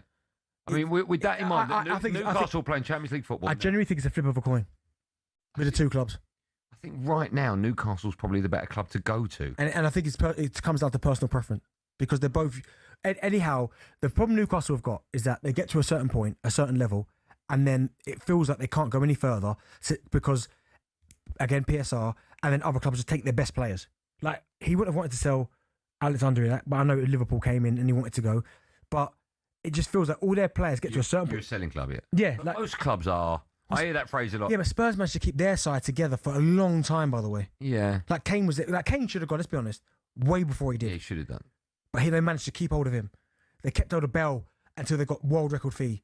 They kept hold of Modric. Do you know what I mean? So they've managed to keep their players and that was Daniel Levy, by the way. And that's where, if you are a Spurs fan, you have to go fair play to him because he weren't letting no player just walk out the door for nothing. Who wins tonight? Spurs v Newcastle live on the talkSPORT network.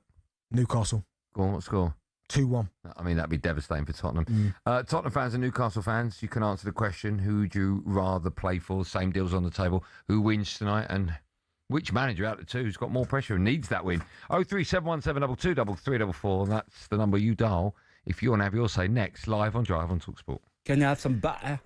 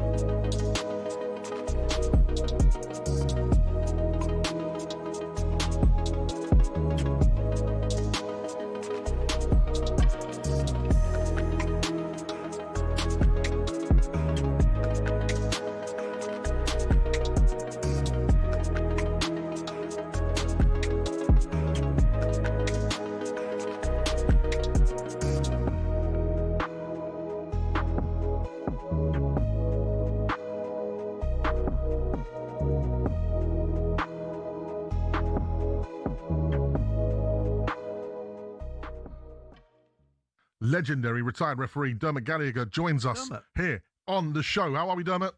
Hi, Majestic. Hi, Al. Hi, Dermot. Listen, let's just get your thoughts off that straight off the bat. We don't want to ask you no questions. You're the ref. Tell us what you saw. I have to say, I get what Alan says, and I think lots and lots of people will say, give the goal. It keeps 11 against 11.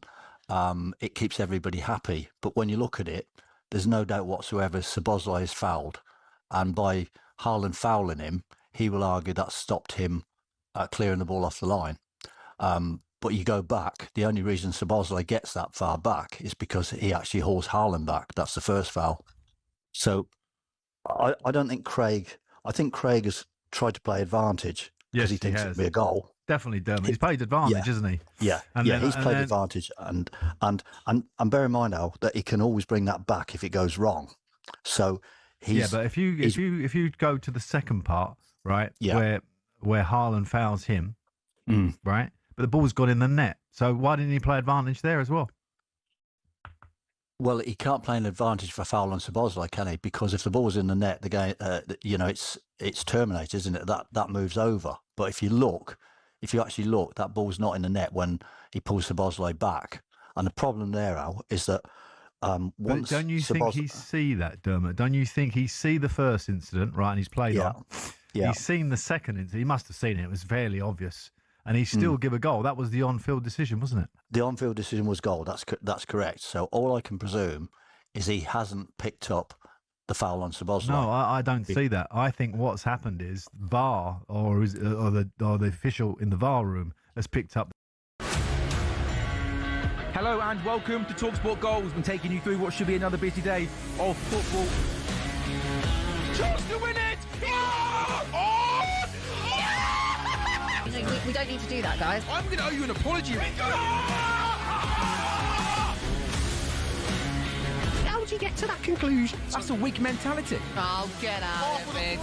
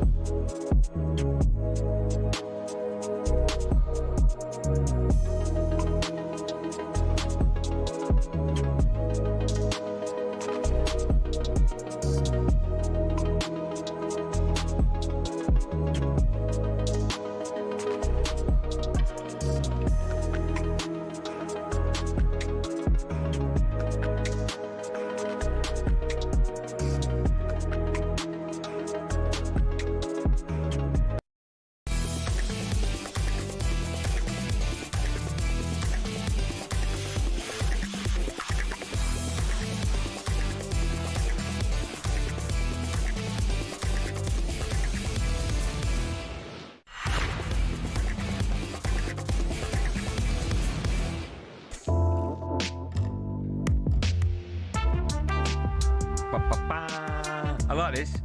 I don't know what genre this is. What is this? It's not blues, is it? Oh, it's blues. I like it. It's a blues day, yeah? Blues Tuesday.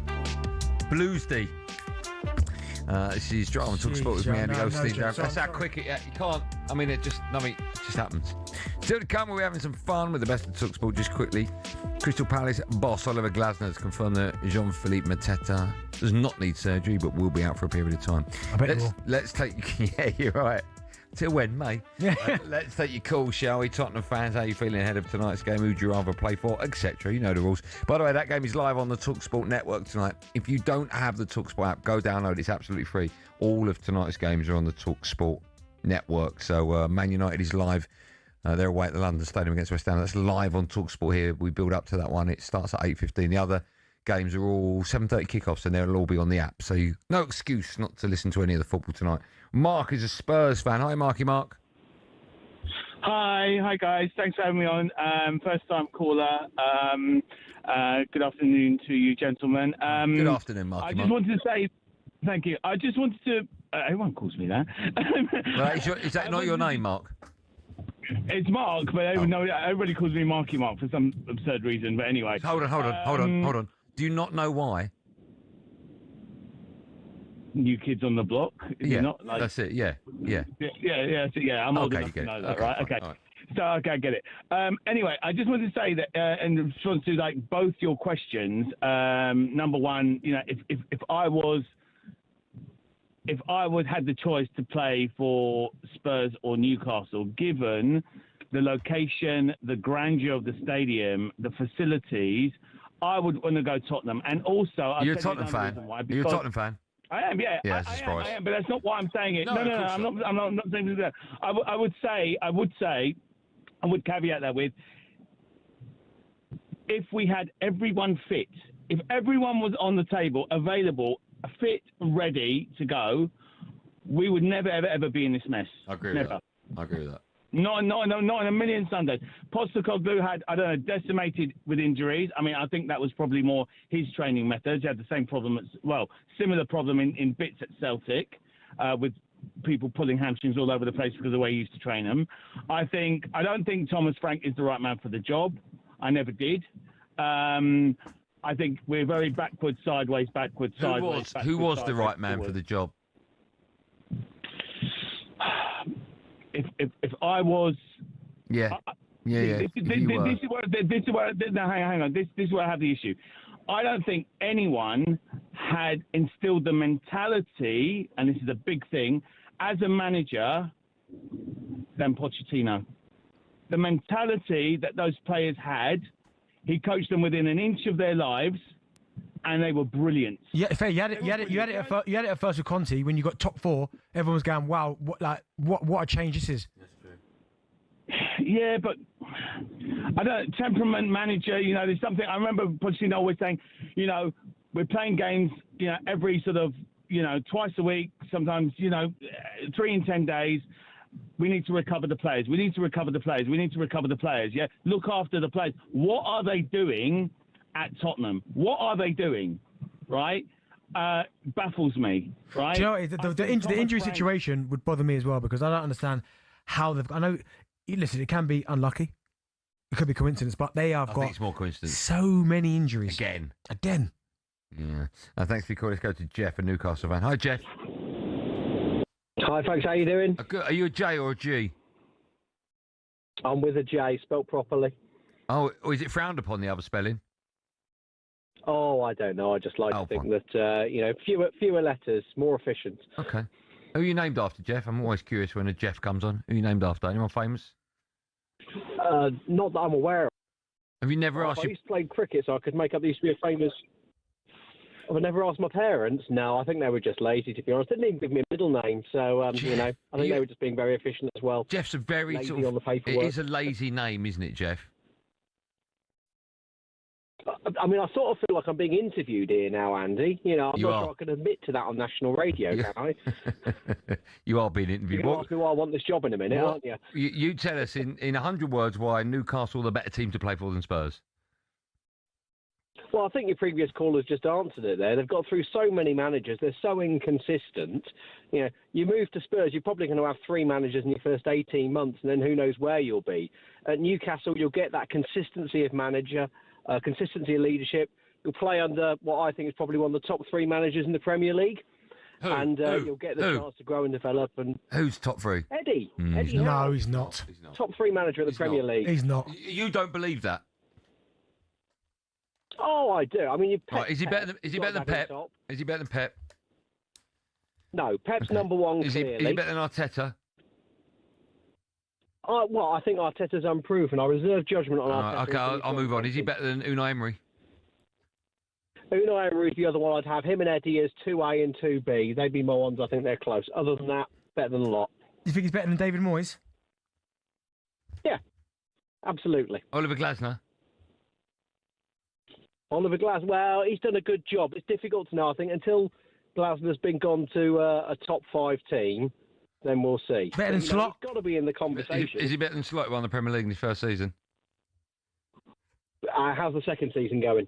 Having spent £250 million. How's your second season going? Yeah, well, not so at the moment, but you know what? I think it's really... I think it's important that we stick with Eddie, to be honest, because I agree. What genuinely really worries me is it could be a wee pack of cards, and we could be where Palace are if we're not careful. In the What, FA Cup winners? A bit of a perfect storm. What, FA Cup and Community Shield winners? Yeah, well, Well, we take that, but, in terms of things falling down now, where, if Tonali decides he wants to go back to Italy, Bruno decides to go, England tap Eddie on the shoulder post-World Cup and go, pick that up, and then the one that really terrifies me is, sooner or later, our owners are going to turn around and go, actually, if we can't spend all this money that's burning a hole in our pocket, we'll go and find a club in another country with looser financial rules where we can play Football Manager in the way that we want to. And I really fear if that kind of happens, we could be facing a perfect storm in the summer, which is why Newcastle have the consistency of leadership. Yes, a top 3 manager in the Premier League, and that's why, whoever you are, you should want to go to Newcastle to further your career. Okay, good answer. I like that. That was from Jeff with a J. Still to come, we'll be having some fun with the best of talkSPORT, but first it's time for no Googling. Someone said Marky Mark wasn't in New Kids on the Block. It was his brother, Donny. Donny Mark? Donny Wahlberg. Marky Mark is Mark Wahlberg, right? But I think he was there briefly at the start. He was in there, yeah. No, only for... All rise. No, only only for briefly, I think. Marky Mark was in was it NSYNC? What? New Kids on the Block? Nah, I think he was just briefly, maybe a month. Was he in it? Yeah, at the start. There you go, who's in it? It was his brother, Donny.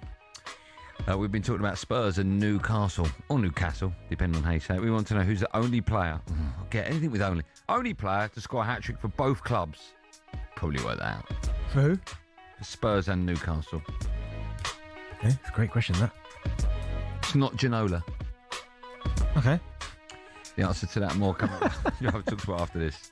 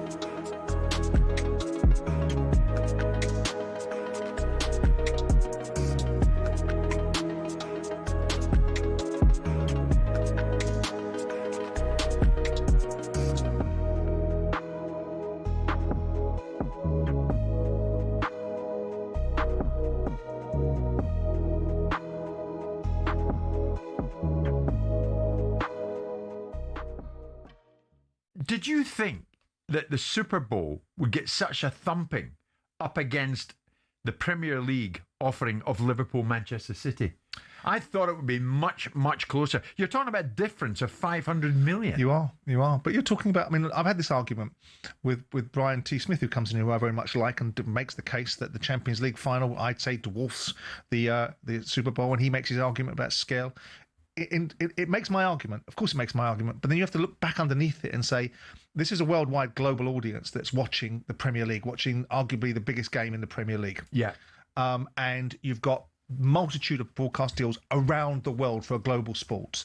Ostensibly, despite inroads into various countries where you've had the NFL on tour and it's made its way into Germany and it's made its way into Poland and it's made its way into the UK, it's a North American sport.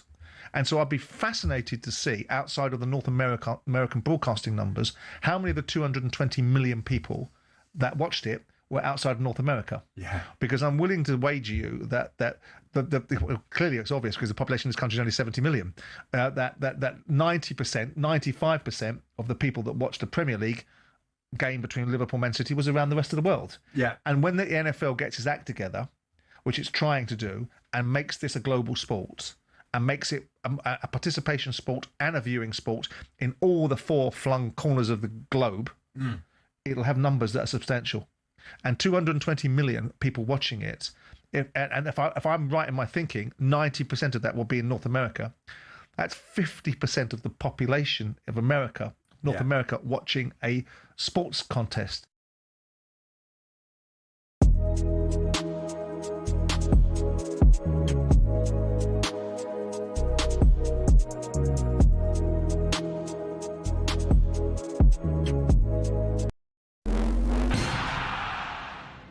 Who would have thought a sporting event's halftime show could have a bigger impact than the game itself? That seems to be the case with the Super Bowl halftime show. In 2024, Usher brought in an audience of 180 million worldwide, the biggest in the event's history. But how did singing and dancing get to be the centrepiece of America's biggest sporting event? The first Super Bowl was held in 1967. Initially, the halftime show was a display purely for the fans in the stadium, with marching bands, dancers, and American patriotism for all to see. And that's what it was for the first few years. Disney had a go with a few questionable displays in the 1980s, but it wasn't until 93 that we got the first glimpse into the future of halftime shows. Michael Jackson's stellar performance gave NFL execs something to think about. A raft of massive names followed, including Diana Ross, U2, Janet Jackson, who gave us the most famous or infamous wardrobe malfunction of all time. So how many people are involved? To give you an idea of the scale, Rihanna's 2023 performance included 800 people, and experts reckon it cost $13 million. What's even more impressive than some of the names on the bill every year is the fact they do it for free. The artists know the exposure they'll get from doing the show will rocket them up the charts across the world. The Super Bowl halftime show will be a fixture in pop culture for years to come. So the question is, who next?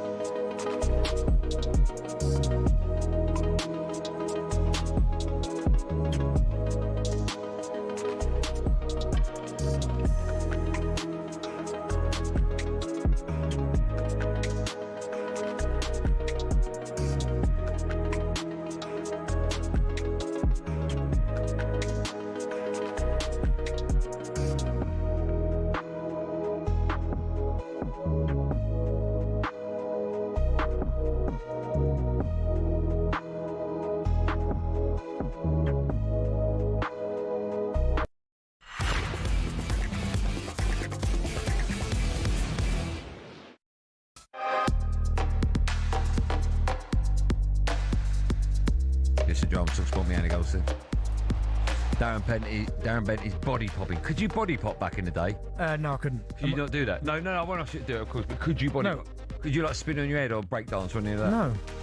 I don't know if you might be too young for this, although you might go, oh yeah, I remember it. But back in my day, this is nuts. At school, I swear to you, this is true.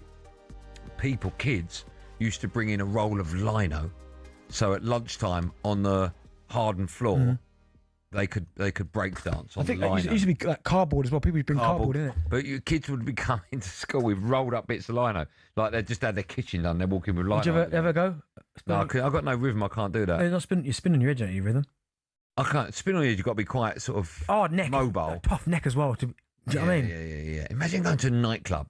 People were doing like spinning on their head in the middle of a nightclub. No. Weird world we lived in. Imagine, no. Breakdancing was the tipping up with a light. Was that in the Olympics? The Australian was it the Australian? What was breakdancing? Breakdancing routine was incredible. Awful, wasn't it? No, it's funny though.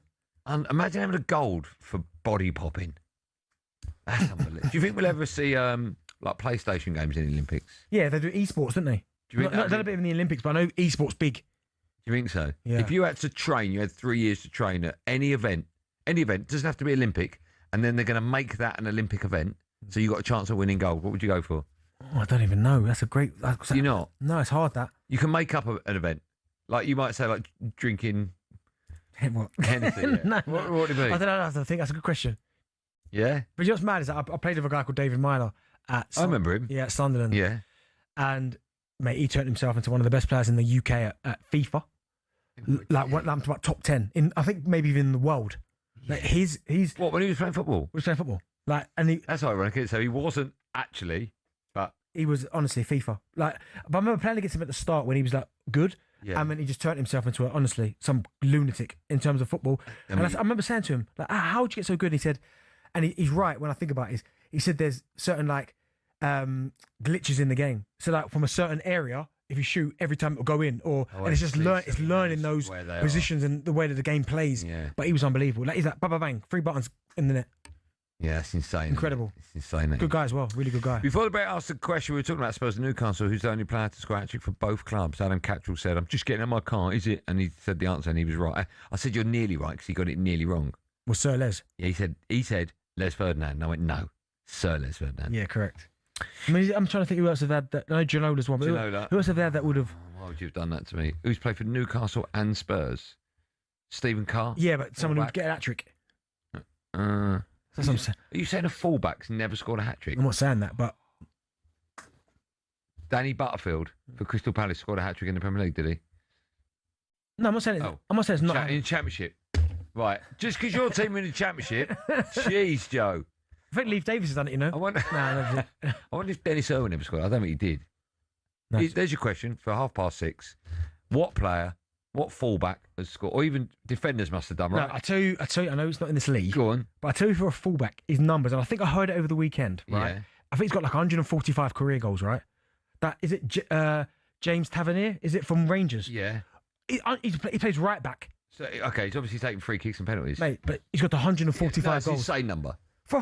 I heard it on the radio. I thought that can't be right. That 145 or something. Do you know what I heard as well? Is it James Tavernier? Yeah, he's James Tavernier. Yeah. It's not that long a distance, but when I heard it, I was a bit like, you know, we played Spurs that weekend and we beat them. That was the first time in 4 years we'd beaten them, home or away. Yeah, I remember them absolutely ripping to pieces. 4 years. I was like, when whoever the commentator was, he said that, and I went, you obviously got that wrong. Looked at it and I was like, that's unbelievable. Yeah, but before that, you probably beat Spurs and beat you for 10 years. Still, Spurs up and down, right? You think we'd have beaten them once in 4 years? Ruben Amorim, no. Ruben Amorim, yeah. You take Tengar back. Wouldn't take 11 arg, mate. Still to come, we ask whether Cole Palmer is a certain starter for England. But earlier today, former Lioness forward Annie Aluko joined White and Jordan and restarted her debate surrounding the presence of male pundits in women's football. Now presenter Laura Woods criticised her viewpoint, which prompted a response from Aluko. Laura was actually one of the people that I would consistently go to.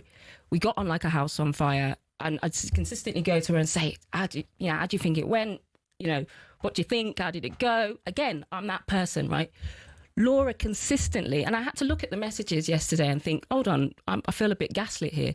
Laura consistently said to me, I think you're a brilliant broadcaster. I think you're a brilliant pundit, right? So I think there's a little bit of serving her argument at this point, which I respect. Listen, she's, she doesn't agree, and that's fine. Yeah. But, I think there's an insinuation in there that you don't meet the standard. And again, I have to... I've worked too hard for people to just conclude that because you're not seeing me on screen, I'm not good enough. That's not true. We can both have our say on that if you want. I don't know if you do. I haven't spoken to you about it. I'm going to say something ever so briefly about it. Me personally, I'm not really comfortable with the witch hunt that has, I feel, gone on against her. She's been through a lot, right? She obviously backs herself, and there's nothing wrong with that. Rightly or wrongly, right, for whatever reason she's not used anymore, rightly or she still feels she's got it. She obviously feels let down by people above her that would be booking her, producers, directors, etc. She also feels let down by colleagues. Rightly or wrongly, I mean, it takes balls to come into a studio, certainly in Simon Jordan's backyard, and have it out with him, right? It's very difficult. I see a lot of the comments, the majority of the comments on social media feeds, not just from talkSPORT, but everyone she seems to go on, and they're all negative. Some are quite vile. It doesn't sit comfortably with me, but I admire her for coming on and talking about what she perceives to be people that have let her down, and she's been wronged in the industry. Do you know what it is? It makes me feel incredibly uneasy when I said to you earlier, didn't I? Because as you said there, like you can have an opinion on someone's punditry. Now, what I will say, whether you like her or you don't, that comes down to personal preference in terms of whether you think she's a good pundit or not. Now, a lot of the comments that I see about Annie aren't anything to do with punditry, right? So that's the first thing that you've got to separate from that. I agree. People are not just attacking her in terms of her punditry, because let's be honest, I've heard her say things on various platforms which, in terms of the game, that I don't agree with, and I might be like, okay, that's a bit strange, or I don't quite agree with it. But also, in the next breath, I've heard other male pundits say something similar and no one says anything, right? So that's where I'm like, well, hold on, it's a little bit double standards there. I do think it's tough for her, because it just feels like she has got no backup whatsoever. It feels like it's open season on her. Now, whether people want to say she's caused it herself, I do respect the fact that she's kind of put herself forward to do these interviews, because at the end of the day, if no one's going to back her, then she's got to back herself. She has to, because again, I made the analogy earlier. It almost feels like she's in the corner, her hands are tied behind her back, and people are just punching her head off. Like it's horrible to see. Listen, I hope it gets resolved sooner rather than later, because as I said, we've both spent time with her. I know her, and she's a good person. Like the person that I know, and I don't know her as well as maybe others, but all the time I've spent with her, she's been quite pleasant in my company. But it just feels horrible, and that just goes to that could be anyone. I just don't like the fact when you've got one person who feels like she's taking on the world, and there's no backup. And even people, as you just said there, she probably feels like I've had her back and are in her corner. They're almost not helping the situation by making it kind of open season on her as well. So, listen, I hope she's got the right support network around her. I hope that she's got people that maybe we haven't seen yet that are out there trying to help her and give her a little bit of comfort, because at the minute, it's not nice to see at all. It's horrible to see. Like, as I said, you can't help but go to the comments, and 99.5% of the comments are negative. And again, they're not talking about a punditry. No. They're talking about other things, which I can't stand to see. Yeah, I agree with you. You can watch the full interview across the talkSPORT YouTube channel. You can have your view. Right, let's go back to this evening's Premier League action. You can hear Everton against Bournemouth. It's live on the free-to-download talkSPORT app. The Toffees, they're currently 8th in the table. And a win, this is remarkable to see them leapfrog their rivals Liverpool in the table and strengthen their hopes of finishing in Europe. Benty, what have you made of David Moyes since he returned to Everton? Because I think it's fair to say when he went there, it was perfect timing, of course, new stadium. Course. And I think for a club in the Premier League with longevity, Everton are probably the biggest underachieving sleeping giants we have. Yeah. Right? Oh, be careful when you say that. Why? You know, you could be listening. Tony Bellew would agree with me. Hey, don't say anything negative. No, Tony Bellew would agree with me. I'm saying they're a massive club, and they've been underachieving. Right? When I grew up as a kid in the 80s, of course, Everton were winning league titles, they were winning FA Cups, they were winning in Europe as well. And all of a sudden, their form sort of fell off a cliff, as it does over decades with different teams. But their fans are desperate for success. They've got a brand new stadium now. They've always, for as long as you can remember, been living in the shadows of Liverpool Football Club. And now all of a sudden, you know, a win tonight sees them leapfrog Liverpool and open up the door to European football next season. It must be very exciting now for Everton fans. Yeah, it's such a mad one, because you almost think like, and as you said, listen, I am a little bit younger than you, so like and I think it was the last time they won a trophy, but I remember the Paul Rideout header when they beat you lot in the cup final. What year was that? 93 or 94? No. 95. And I remember it. Great header. Right out! I remember the commentary. Lucky. So, in my eyes, when I think of massive football club, like, and if you, it depends on generations, right? So if you're of course 30 and under, you're like, what? Yeah. No, they're not. If you're 30, Leeds aren't a big club. No. If you're Moyes, they're massive. Exactly. So I think a lot of it comes down to that. But for what they've been having the last few seasons before David Moyes turned up, I mean, it feels like they've been fighting relegation for a long time now. But this season, with the squad that he's assembled, I do like what they're doing. I mean, some of their performances this season, whether it be, James Garner's been brilliant this season, Tarkowski and Michael Keane. I know Branthwaite's come back, but those two I think it's been Dewsbury Hall, Grealish, I know he's injured, Iliman and Ndiaye. I think they've had. I know the striker situation is almost week to week basis. Beto and ironically, when you look at Calvert-Lewin, what he's doing at Leeds now, you sort of think that would be perfect for Everton, right? It would be, but I think sometimes you need a fresh start. You need But the team that he's kind of made, I think they've been fantastic. They're hard to beat. They're hard to play against. I mean, if they could finish, I think top 10 is brilliant for everyone, considering where they've been. If they're going to get themselves into Europe, what a job he's done there. But you're right, he's the perfect man for the job. I remember playing against David Moyes' sides back in the day when he had the likes of Jagielka and Leighton Baines, Tony Hibbert, best channel ball in football, Tim Cahill. Arteta spent the time there. I think Fellaini might have been a bit later. Leon Osman, Stephen Pienaar. Like their team, you could name it, and it was so hard to play against. It would pick itself, right? It would pick itself. So if he gets them in the top 10, fair play to him. Yeah, another win for them tonight. Everton against Bournemouth is live and exclusively free on the talkSPORT app from 7:30 tonight, as well as the rest of tonight's Premier League games. How will that one go, DB? Do you know what? I could see a 2-2 or 1-1. Really? Yeah. You surprised me. Well, why does it surprise you?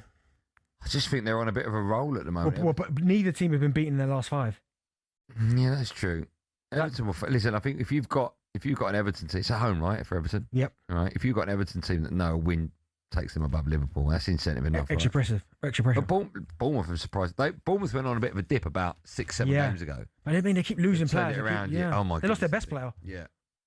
So, but no, it might be a good game. You're going to watch this game tonight? No, of course. I won't watch any. I'll be listening on the free to download talkSPORT app. Why would you not listen and watch? What? I'll be watching Man United scrape up. No, not scrape. What's it about? Comfortably beat West Ham 4-0. Oh, I thought about that game. See, you'll be watching that as well. And that's the problem, right? Newcastle Spurs. This game's too much football that we can't watch. When we come back, the best bits of talkSPORT in an item we've decided to call the best. Yeah, bits of talkSPORT. You get it.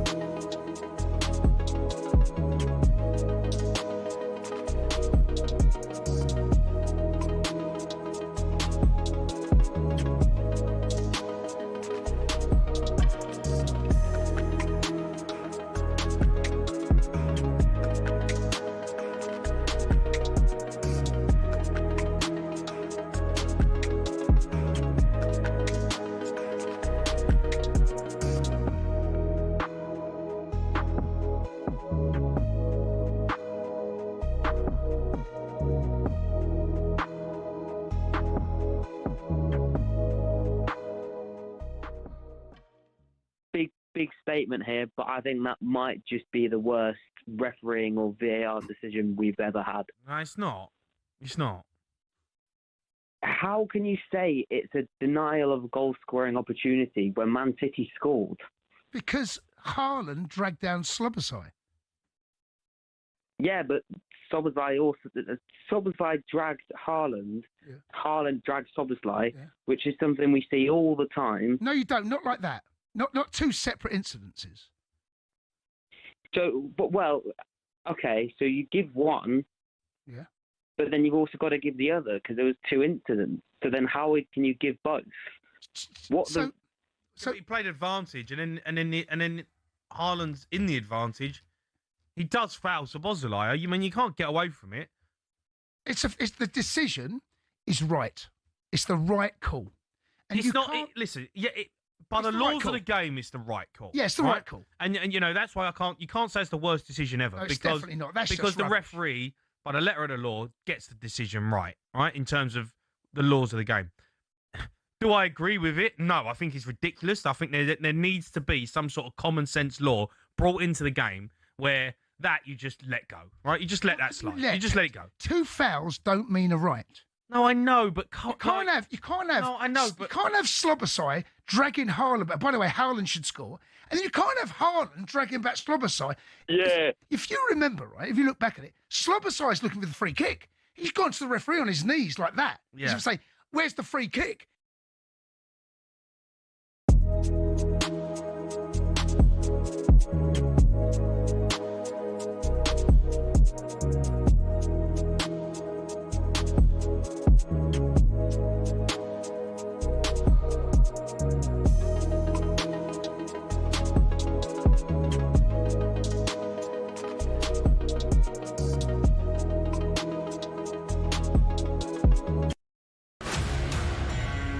Hello and welcome to talkSPORT Goals. We're taking you through what should be another busy day of football.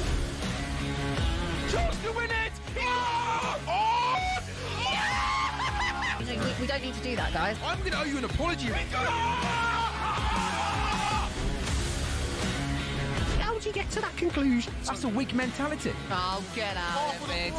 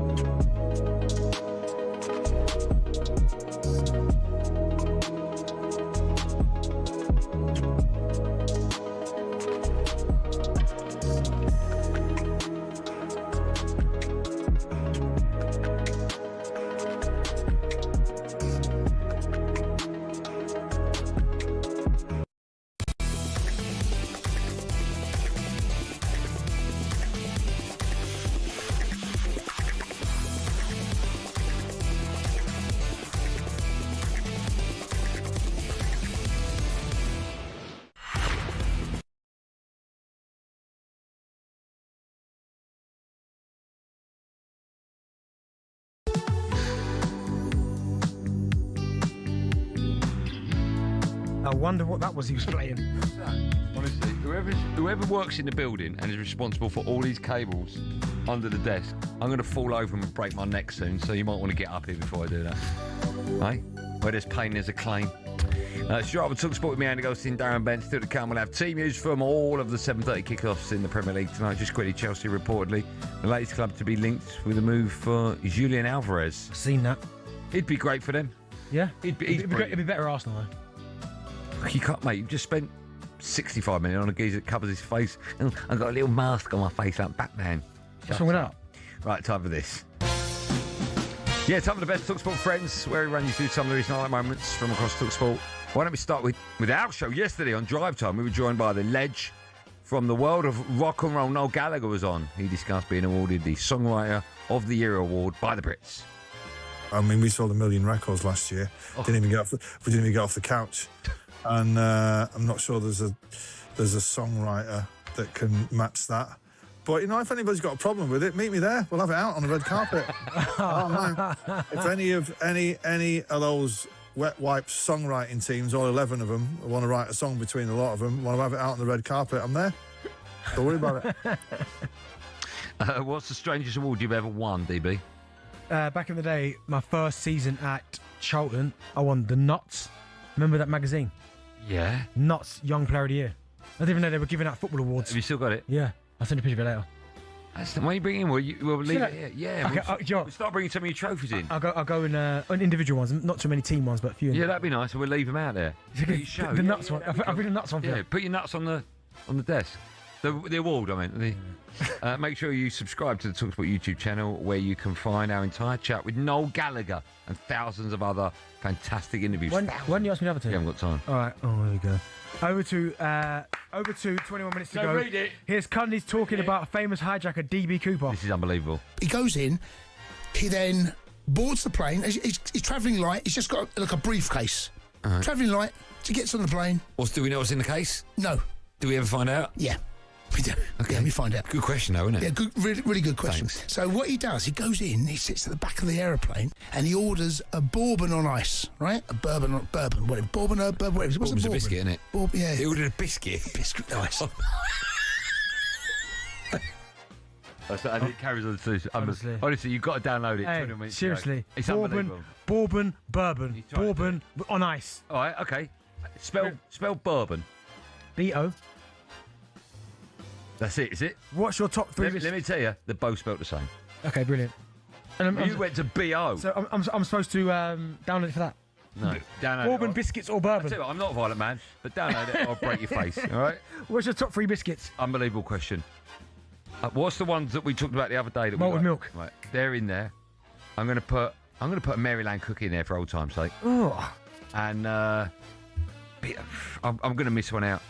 I want to put hobnobs in. It's too obvious. I'll go for the ones that have got the word nice on them. Okay. And they've got their little bit of sugar sprinkled over them. Do you know them? Yeah. I missed out a big biscuit, but yeah. Yeah, beautiful. All right. Well, so you could check out H&J's podcast, or wherever you get your podcast from. New episodes drop every single week, so make sure you check that out. H&J. 21 minutes to go. By the way, everyone that downloads it today gets they get a mansion by the water. For legal reasons, I have to say it's a lie. Let's finish with a piece of talkSPORT royalty from our sister station, talkSPORT Gold. His Big Alan Brazil discussing the comedian Bob Monkhouse. You're absolutely right. You're left with no doubt that Monkhouse was a giant. Yeah, sure. Oh, no, absolutely. Gary, what about Bob's health now? He died at Christmas. I think Mr. Brazil was just looking a little bit back there rather than forward. You're absolutely right. I heard two different versions of it, to be honest. The terrible thing two was different versions, I was told. I had two different versions, and one that, Two different versions. One version is alive, one is dead. That's unbelievable. These are Jack's questions. If you could bring one celebrity back from the dead, who would you pick? Michael Jackson. You're so strange. Who's the most embarrassed, or when's the most embarrassed you've ever been? The most embarrassed I've ever been. When the boot room went out. Every Sunday. Yeah. Hey, record figures. So, first official. Jack, can I finish answering my question? Maybe Jack, go on. Oh, your trainer's looking good today. Most embarrassed I've been is I don't know, it could be anything back in the day. Go on. What's your favourite talkSPORT moment of all time that isn't from our show? I do like the what are you talking about? It's only 20 years. Anthony Naomi. Yeah. That's although he came on years later when it was the anniversary of that, like talkSPORT's 25-year anniversary, and he came on and said, he did that on purpose. No. I know, but he came out and said it, and that ruins it for me. Yeah, nah, don't ruin it for me. But that's the best, that. It's not the best. It is. That Schmelzering. Oh, it's not. Factually, it is. Why you got a problem with me being successful all the time? I haven't. 21 minutes Schmelzering. Nah, H&J's the one. Come on. It's not, mate. Most of their audience don't remember they listen to it. They're that old. Big Alan Brazil returns to the Breakfast Show on Thursday. Meanwhile, Super Ali McQuest and Gabby Bonhart will be with you from 6 tomorrow. Or, of course, you can download all of our shows. The best one being 21 minutes to go with me, Andy Goldstein, Jason Cuddy. That story, DB Cooper, you need to listen to it. One of the funniest stories we've ever done. Sounds like bourbon and bourbons. Brilliant. Huh? And ice. How's your shoes? Get the shoes. Hey, bourbon and bourbons, ice. Shoes are looking good. When we come back, we'll look ahead to more football tonight. We'll talk about Cole Palmer, which players are on the cusp of making it to the World Cup for England. Clutching at scores, that's very tight. And we've got the end of show quiz. And lots and lots of team news. A big hour, do not miss it. That and more coming up right after this. Excited for the brand new show. Your trainers are looking well as well, so like that's a good thing for you.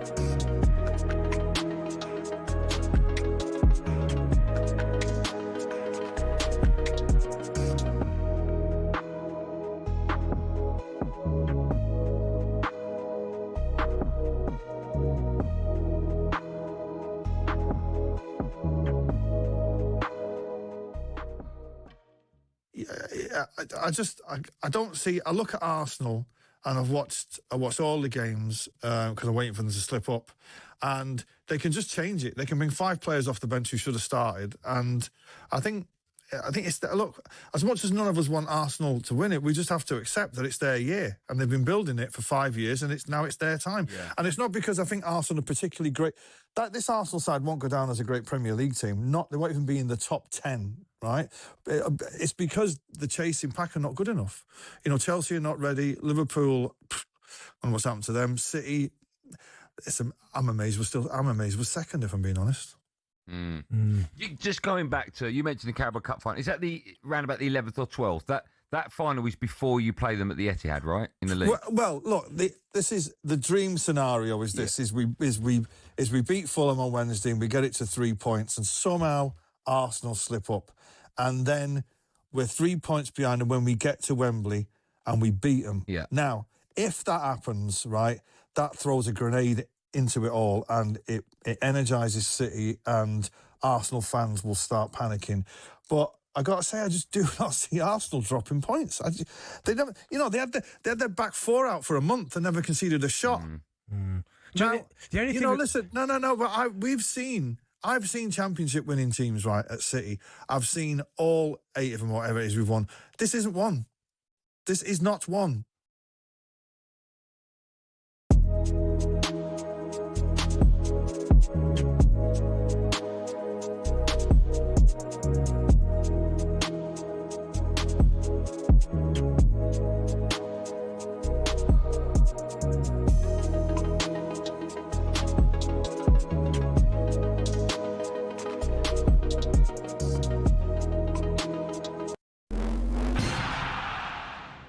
Over the years, we've been treated to some amazing exhibition events in sports. Some become iconic, but many fail to live up to the hype. So what are some of the most anticlimactic exhibitions?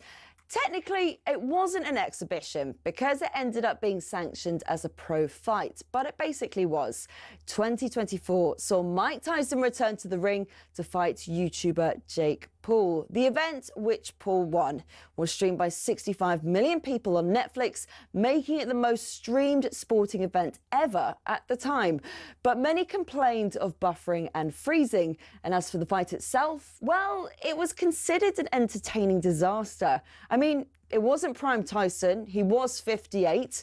And after the fight, Paul, who was 27 at the time, said he'd actually gone easy on Tyson towards the end. Now, Mayweather-McGregor in 2017 was a better watch, despite Mayweather going rope-a-dope early on, but it was way too expensive. Pay-per-view was 75 quid, and in the stadium, the cheapest ticket was over 370. Now, this next one you could have watched for free, only because the pay-per-view had streaming issues, so they had to open it out. I'm talking about Tiger versus Phil in 2018, which was nicknamed The Match. Massive names and massive rivals going head-to-head. On paper, it worked. In reality, it didn't. The two players were mic'd up, so we all thought we'll get fascinating insight. We'll be able to hear them insult each other for 18 holes. But what we actually got was more heavy breathing and sniffles. And for two GOATs, the golf itself was bang average.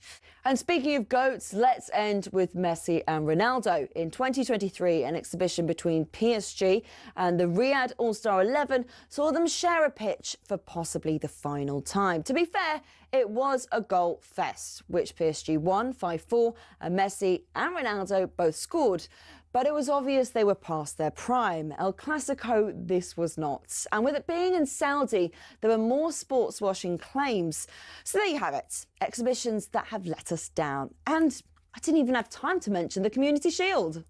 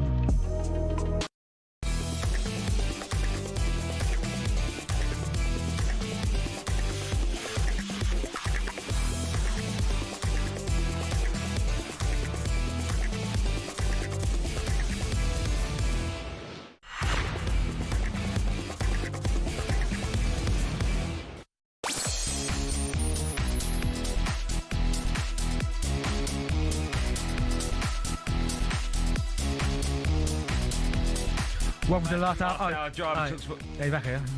Why do you do that? Shall I do that after 2? You're not in the meeting. Yeah, do that. Still to come on our show. talkSPORT's GOAT Adrian Narron will be joining us from the London Stadium ahead of West Ham against Man United. Can't wait for that. It's live right here on talkSPORT, by the way. But from East London to West London, Cole Palmer was back amongst the goals over the weekend. But does he start for England? It's Palmer against Petrovic, and he takes the penalty and buries it in the bottom corner. I just don't think there is a world where England are good enough to not have Cole Palmer on form starting. I've seen Cole Palmer, mate. I've seen him. I've seen what he can do. He's a little magician. He'll be better than Bruno Fernandes when his career's over. And arrows it into the top corner.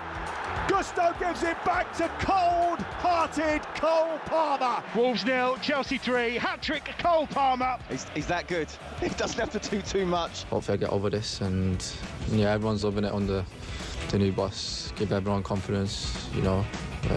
So yeah, it's really enjoyable. Yeah, Chelsea face Leeds tonight. It's a game you can hear live for free on the talkSPORT app at 7:30. They'll be looking to move, 7 points clear Liverpool before they play tomorrow against Sunderland. Let's hear from the Chelsea gaffer, having his star man back in form. Yeah, I think any world-class player is important to what you want to achieve. So for me, it's been great to see him enjoying his football on Saturday. It's been great to see him banging in the goals, and hopefully his form continues in that way. Just a quick word about Liam Mous. I do feel 7 wins from 9. 7 wins from 9. The only defeats, of course, coming against your mob, right? I do feel that if he won 18 out of 20 and then lost one, people go, see? Yeah, of course. I don't know what it is I don't know why people just don't. Even now, they should be going, "Oh my, he's been unbelievable." But no one's saying that about Liam Mous. I don't know why. I don't get that. They're making. I mean, that's but look who he's beat. But I just think you can only play who's ahead of you. Now Arsenal beat them twice over 2 legs. Maybe the second leg, Chelsea didn't really do too much to go out and try and win that game. I know they probably would have tried, but I just don't think they offered enough. But other than that, I mean, they beat Napoli, they beat Brentford. I know Paphos, they beat Palace, beat West Ham, beat Wolves. Again, I get it. People are going to go, yeah, but who are they playing? It doesn't matter. If that's who's ahead of you, you've got to beat them. Everyone drops points against everyone. Everyone, right? Yeah. They're not. No. That's the point. Yeah, I think he's been Those 2 defeats against Arsenal were both in the League Cup. Yes, that was it. So other than that, he's won. They're unbeaten in the league. They've won every game in the league. Other than them 2. Champions League and all that, and all of them. Insane. Let's talk about Cole Palmer. Where does he rank in the 10 position when it comes to England? Well, it's hard. It's such a hard one because when Cole Palmer is at his absolute best, naturally, I think he's probably the best we've got. Now, I love Jude. I think Jude is incredible, but he won't put up the same type of numbers that Palmer's putting up in terms of 25 goals, 15 assists, which is nuts. But if you talk about consistency, I think Bellingham is still 1. Again, the 10, number 2, Palmer maybe for what he's done for England. Then Foden. No, do you know what? If we talk about right now, Foden's going to struggle, isn't he? Right, Rodgers is in there. Yeah. And Rodgers has been playing really well for England. So, what I will say about England, they are blessed with about 6, I'd say. 6 10s. Yeah. 6 maybe? Oh, I made that up. So we've got Foden, Palmer. Rodgers, Palmer, Bellingham. Eze. 5. I mean, yes, but Eze's never going to start while the others are No, there. but do you know, there was a period where after the hat-trick against Tottenham, people were going, oh my goodness. No, they weren't. They were. No one was ever saying, oh my goodness, he might start. They were. They weren't, D. There's loads of people. They weren't. No one ever said that. You said it. Again, I mean, you miss honestly. If my lawyers were listening to this, you would have no money left. They would have sued the backside out of you. No, trust me. I never said Eze would start for Jack will find it. Yeah, but no, we're blessed with so many. I love Cole Palmer, but I need to see the consistency. Like right now, Rodgers is ahead of him. Morgan Rodgers is ahead of who? Palmer. As a 10. I don't think he is. Of course he is. What? It's one game. No. It's not one game. It's one game, and he's getting back to fitness. Yeah, Rodgers has been the best this year. Yeah, the gulf, in my opinion, between a fit Rodgers and a fit Palmer, there's no comparison. No, but this season there's been no comparison. He's not been fit, Cole Palmer. Well, that's what I'm saying. He scores first half hat-trick. He's coming back. He's not even fit, mate. Still, no. I think he's fit. I'm still taking Rodgers to start first. Has he scored a first half hat-trick before? Who? Cole Palmer. Yeah. How many hat-tricks has Rodgers got in 90 minutes? Okay, it doesn't matter. Well, it does matter. That's exactly what it does do. Well, not really, does it really? No, it does. That's what you want from a number 10. Okay, someone's going to score goals. Okay, so Palmer's better than Bellingham. Because Bellingham ain't done that. Well, in the England team, when everyone's fit, I'm playing Bellingham behind Palmer. I'm playing Rice, Bellingham, Palmer. Now, see, I think I'm going Elliot Anderson probably, or Walton, Rice and Bellingham. Okay. I'm not really moving Rice out of that hole. I'm not putting him back into that holding role. He's been too good for Arsenal playing in that 8 role. But then again, Morgan Rodgers, I think Rodgers will start. So Declan might, but if not, I'd put Morgan Rodgers off the left. I think he has to start. Okay, let me ask you, stay with Cole Palmer, because there have been, other players recently stating their case for a potential spot in the World Cup squad. I've got a few names here. Let's look at Leeds. Dominic Calvert-Lewin, 10 goals in the Premier League so far this season in 23 games. Could he sneak into that World Cup squad? Because we don't have too many great strikers to back up Harry Kane. Well, do you know what? He could sneak in there, and I really liked his finish the other day off his chest. Because he had to kind of adjust his body position. Because in that scenario there, the only way he can score is if he uses his chest. That's confidence. And his confidence, he just directs it, and I think that was really good.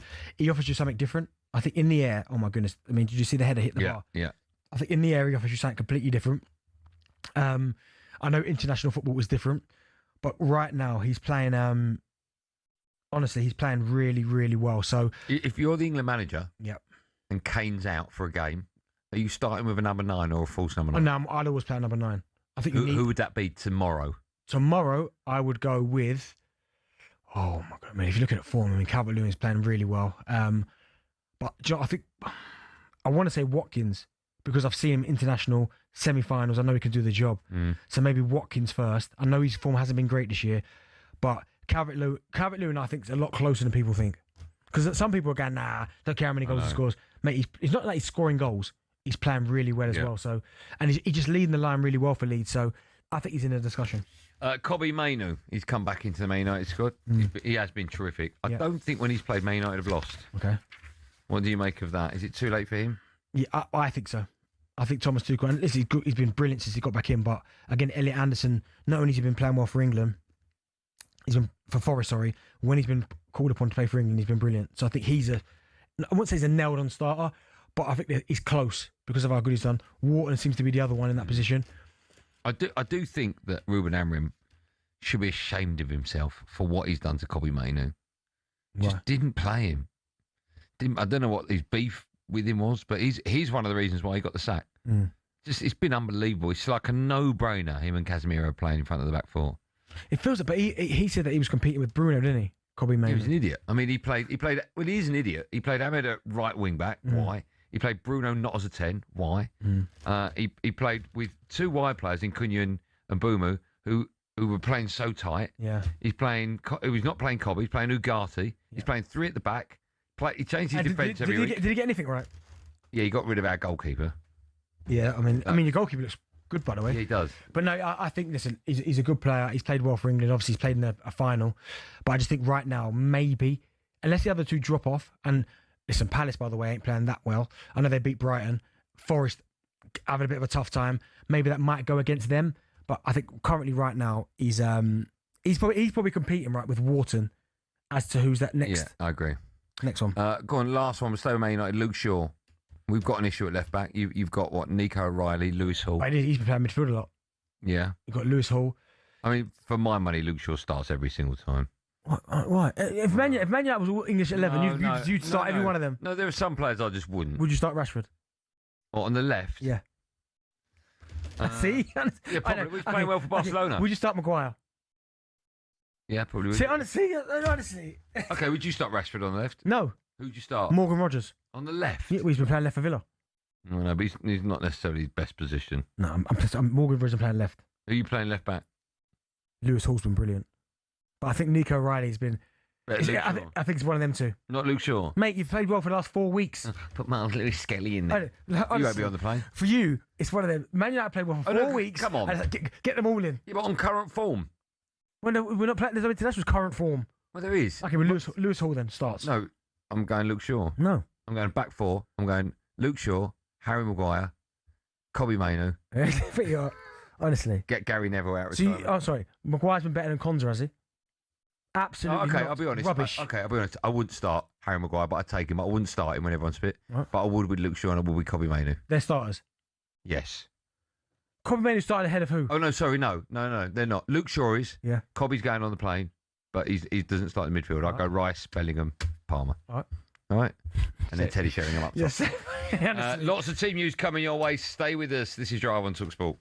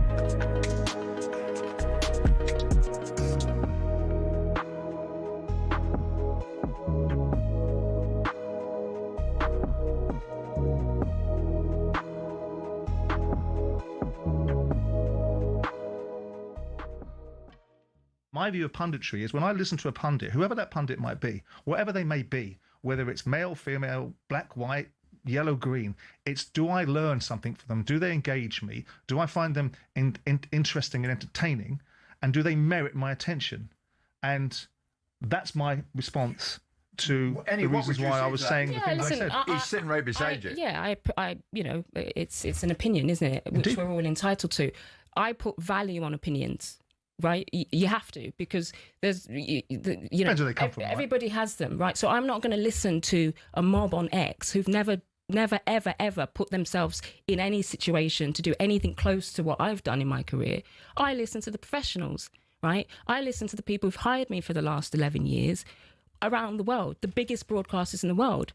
By default, if I'm working with the people who are considered the brilliant broadcasters, then if I'm in the same team as them, next to them, then by default, I'm considered also a brilliant broadcaster. So I take everything you're saying, but the reality is I've been good enough for 11 years, right? And as I said, I'm the person that will go and seek out feedback for someone to go, I think you're struggling. It's never happened. See, the language that you use, Annie, is, to me, it's steeped in a sense of entitlement. I mean, the sheer weight of the entitlement that you seem to believe that you have would resink the Titanic. I think you've been quite fortuitous. I think because of initiatives like DEI, they've allowed people to be put into positions in the men's game that I don't think they've merited. And now that sort of seeds an attitude that you become a stalwart in the women's game.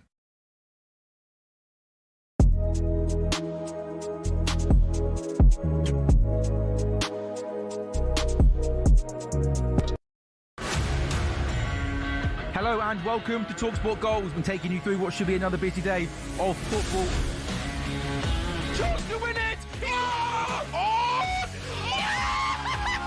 We don't need to do that, guys. I'm going to owe you an apology.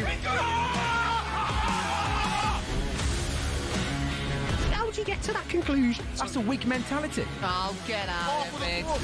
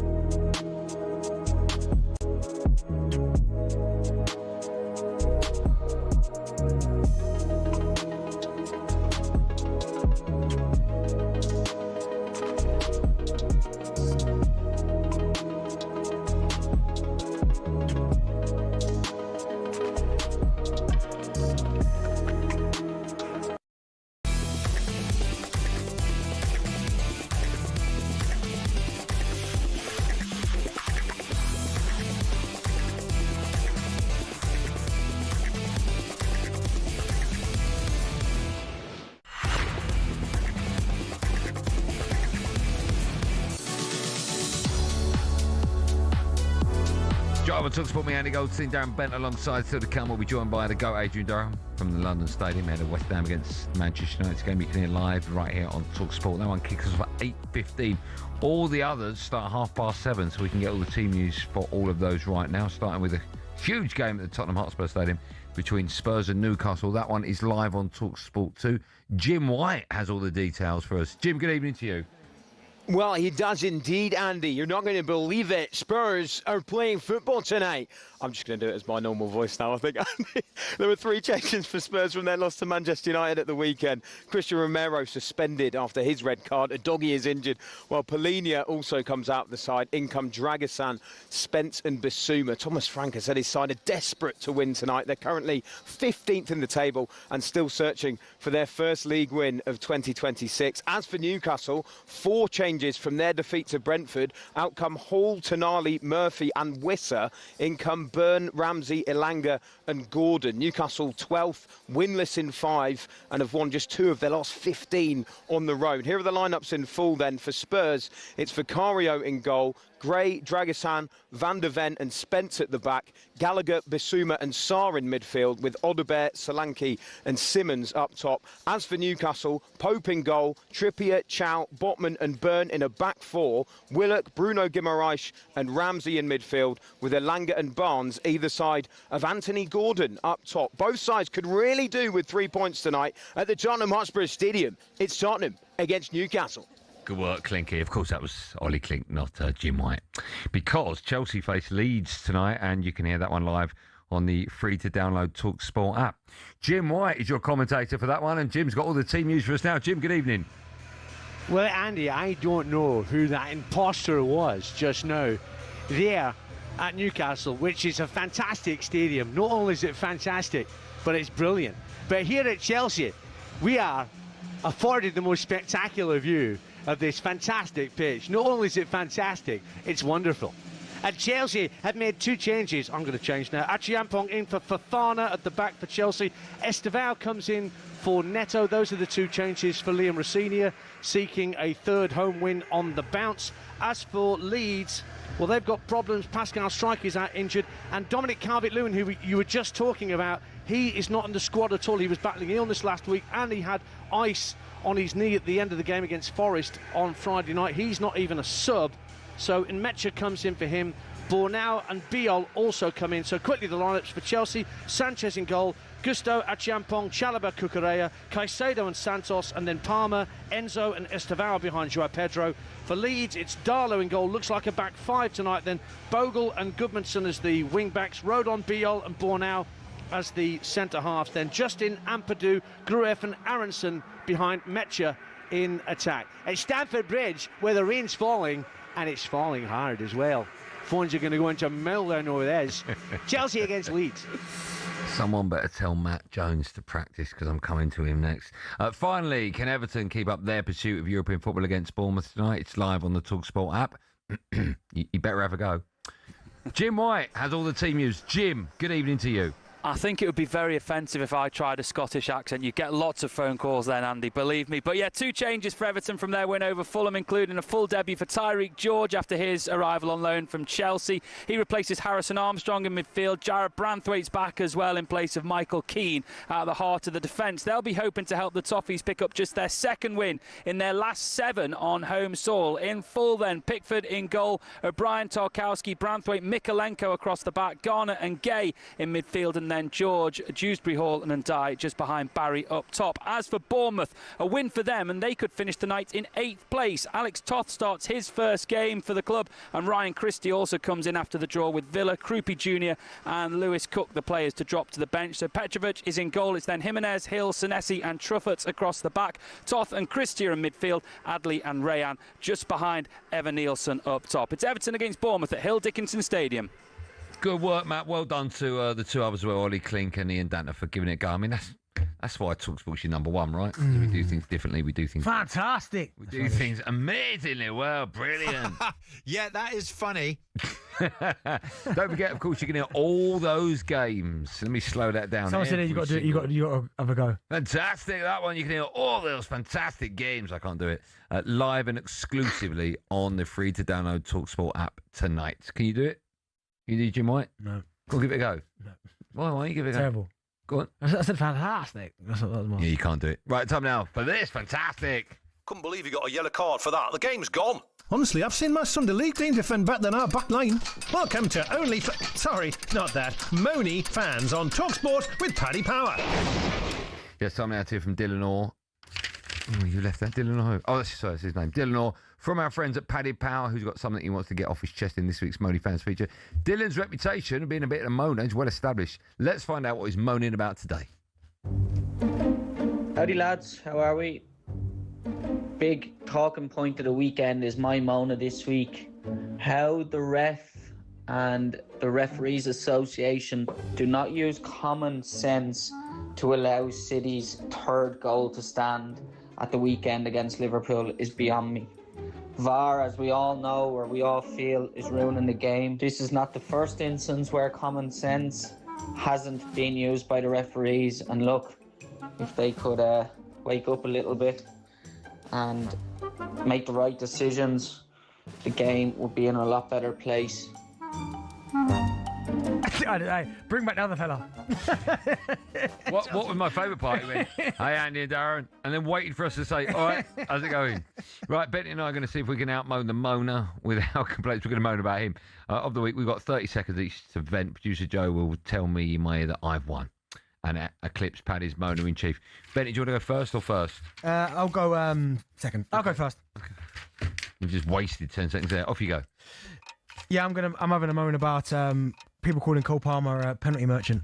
Who's doing that? A lot of people. A large portion of his goals have been scored from a penalty spot, but at the end of the day, goal's a goal. I mean, the guy is an absolute... Write it down. A goal is a goal. A goal is a goal. But you're one of those, sorry, Joe, who says that penalty shouldn't count. Goal is a goal. Yeah, go on. Yeah, that penalty shouldn't count. But no, listen, he's... I didn't get him home. Goal is a goal. Sorry, Joe. Awful. Didn't get a chance there. Well, you should maybe rehearse a bit. My 30 seconds on moaning start now.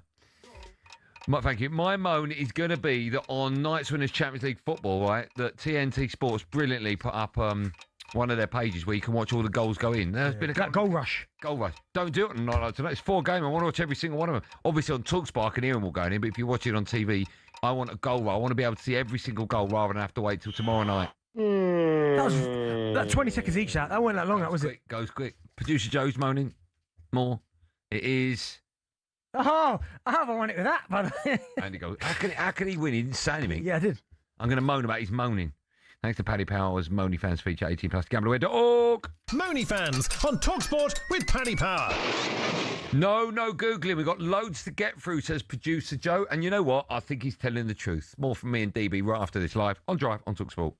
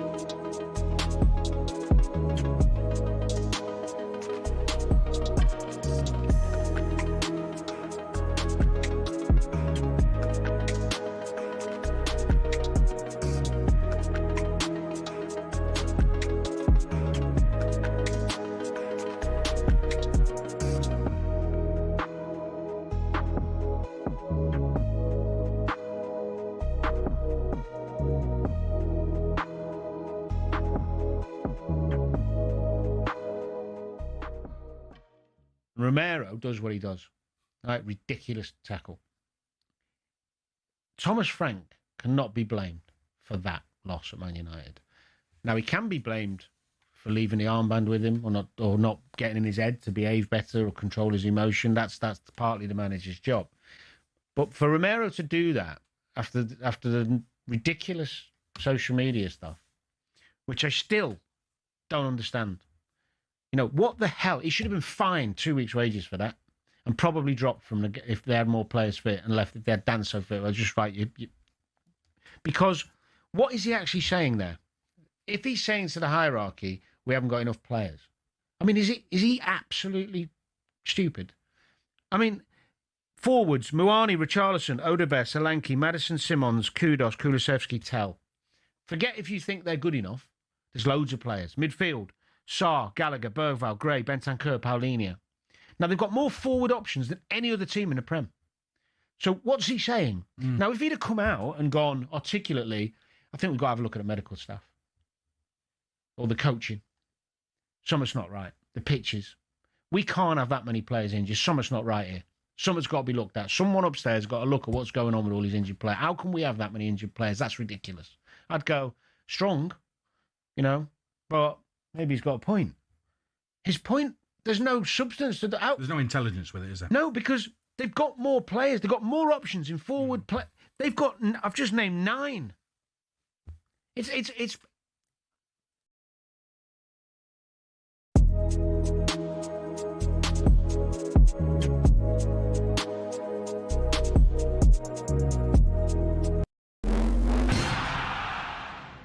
Cricket balls are red, baseballs are white, American footballs are brown, and tennis balls are yellow.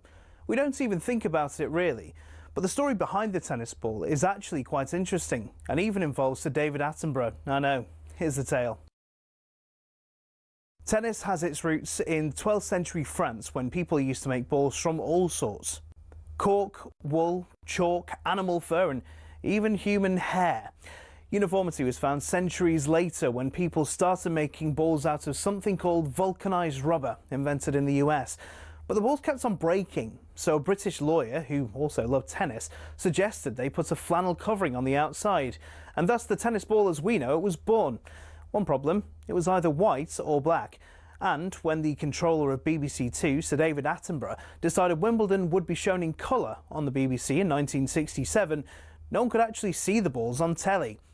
So the International Tennis Federation went away and created a new colour called Optic Yellow, which would show up without the need for a 4K LED display.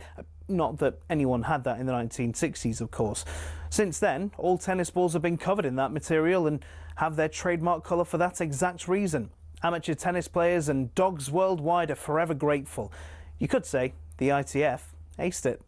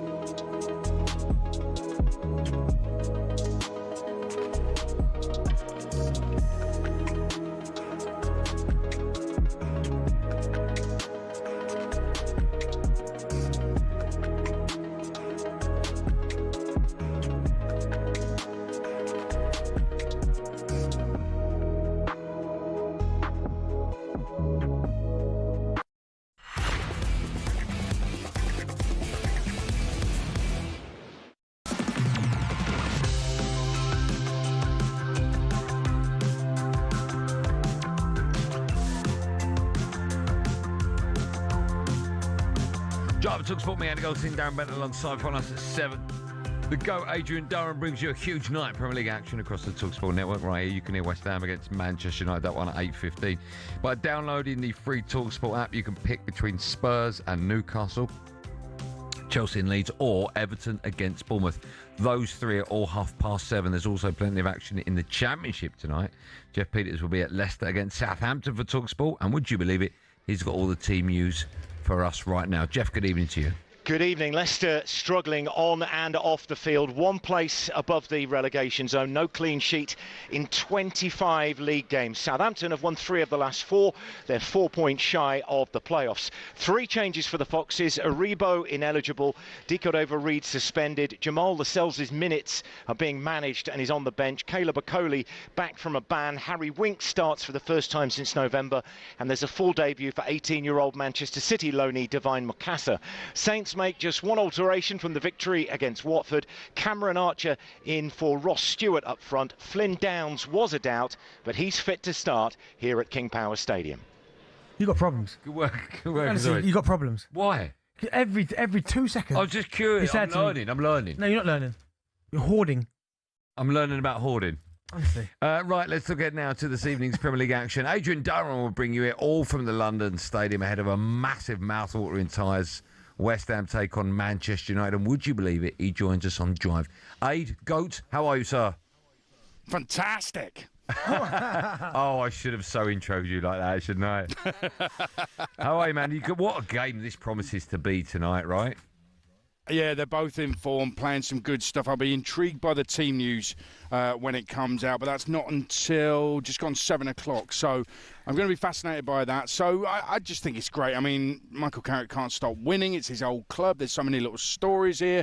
And West Ham, I watched them at Burnley on Saturday, and yeah, it was Burnley.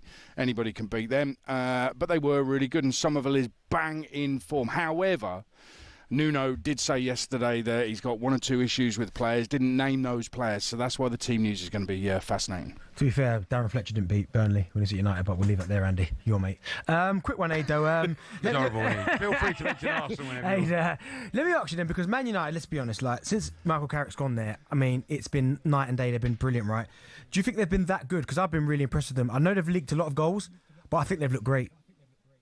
Yeah, I think they look really good. They've looked free and easy on the eye and playing some good football. Obviously, Mainoo's back. He's been a little bit lucky that Lisandro Martinez and Maguire have been back to team up, and they are a good partnership. If you look statistically, they are a good defensive partnership and both very good players. So I think he's had a little bit of good fortune in that respect. But I like what Bruno Fernandes has been saying about Michael Carrick, that he, because of his connection with the football club and understanding everything about it, he brings something extra to the Manchester United team, and it is about understanding. And I think that maybe in some cases this is a story that's overblown at some clubs, but I think at Manchester United it does make a difference. There is a history and an identity there. Michael Carrick truly understands it, and so far so good. And I think he's feeding into the players. They really respect him. They're listening to him as well, and they're playing some good stuff. Hey, do you think it makes a difference if someone knows the club when they manage the club? There's a reason he's asking, eh? You can't say universally that it does, but I think in this case it does. Yeah, absolutely. What's your point? Benny has said many a time about a player going back to a manager going back to a club he had a connection with, and he says he knows the club. And I've always said factually that makes no difference. Like, for argument's sake, no manager of a Premier League winning side has ever been there previously. There's nothing. Jose. No. You know what I mean. The first time he was at Chelsea, there's nothing that links. In fact, you're more likely to not win anything if you know the club.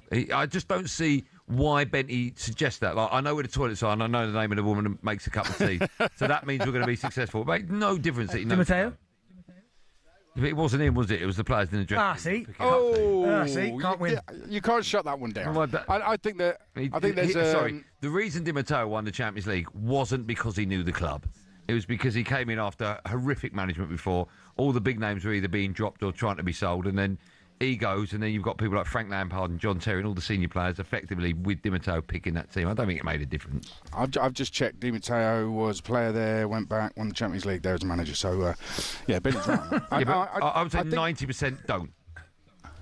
Look, in this situation with Michael Carrick, I don't know if he's going to go on and win the league with Manchester United, but right now, at this moment in time, when we didn't know which way their season was going to go, were they going to finish bottom half again, or were they going to go for Champions League places? I think in this situation, Michael Carrick has brought something about Manchester United to Manchester United, that identity of the way they play, getting the ball out wide and, just entertaining and going to the end, scoring late goals. Everything's ticked the box so far, so you can't deny it. And he does understand Man United. He was there so long. And if you look at it, he was there in the middle of the park in their most successful era, Manchester United. So I think he brings something special to it. But you've also got to be a good manager, tactician. You've got to be able to run coaching. You've got to be able to lean on the staff with you. And by all accounts, Steve Holland is a big part of that. So let's not underestimate that as well. Let's talk about the home team tonight, West Ham, because they've managed to turn it around in the last 4 or 5 games. It wasn't that long ago West Ham fans were calling for the head of another manager, this time Nuno Espirito Santo. They're, of course, in the bottom 3, but a win tonight. And if Spurs lose against Newcastle, it's Spurs that are going to be pulled into that relegation scrap. Do you think that Spurs, in any all jokes aside, in any shape or form, could be playing football in the Championship next season or not? Oh, yeah. I think you Spurs really do? Could get relegated. Yeah, no, absolutely. It's one Premier League win in 10. I mean, they're having an absolute shocker. They've only won 2 of 12 Premier League home games this season. There is nothing good. They keep getting new injuries, fresh injuries. Romero being suspended for 4 games. And say what you like, Danto's injured. It weakens their team, whether you like Romero or not. So I absolutely think they're in it. The fact that they're on 29 points, and you're looking at what traditionally over the last couple of seasons has got you relegated, the points tally has been very, very low. But it's going to be higher this season. Don't know what it's going to be exactly. It will be 30-something. So Tottenham fans might be thinking, well, we've got a bit of breathing space there. But if West Ham keep on winning, they're dragged right back into it. Spurs, they've got to put back-to-back wins together to just ease any fears. But you can't see that coming anytime soon. Hey, we were speaking about Newcastle, obviously, who take on Spurs tonight. And we were asking the question in terms of there are some Newcastles, and only a few, that are maybe a little bit unhappy with Eddie Howe. No, I think it's crazy. But what more do you think Eddie Howe could have done in this period than what he's already done? Champions League football, won him a trophy. Why do you think... listen, his record so far is absolutely intact. His reputation's intact so far. To win a trophy with that side, with that club, is a special thing. And nobody's ever going to be able to take that away from him. But he's just been given a striker, £65 million striker, and if you put in the add-ons as well, it's nearly £70 million striker in Voltemade, who has scored in only one of his last 19 appearances. That's on Eddie Howe's watch. He's got Wissa. He's not playing either of them tonight. Anthony Gordon's back in when we thought he was going to be out for a little while injured. So they were booed off after the defeat to Brentford at the weekend, and I can understand why the fans are unhappy. So, I mean, I'm looking at that and thinking, you've been given £60-70 million striker and Wissa's back fit as well, and you can't get them scoring goals and winning games, then you have to ask questions of Eddie Howe. You have to scrutinise whether selection-wise, tactically, he is getting it right at Newcastle. And listen, that's painful for a lot of people because he's done so much for the football club, but it's right and proper to do that. They're bottom half of the table. Hey, what will the score be tonight at the London Stadium? West Ham against Manchester United. Okay, I will caveat it by saying the team news could change this, but if the team news is that everybody's fit and it's a normal 11v11, I think Man United win it 3-1. Okay. Aid, an honour. You'll take that, will you? Yeah. I wouldn't. I was going to go 6, but I'll take 3. Aid, for you, Andy, that would be fantastic. Oh, it's like Kenny Dalglish's here, isn't it? Very bizarre. Aid, what a legend you are. Keep up the great work. See you soon, man. Cheers, Aid. All right, cheers, mate. Great work. Fantastic. Right, time now for this.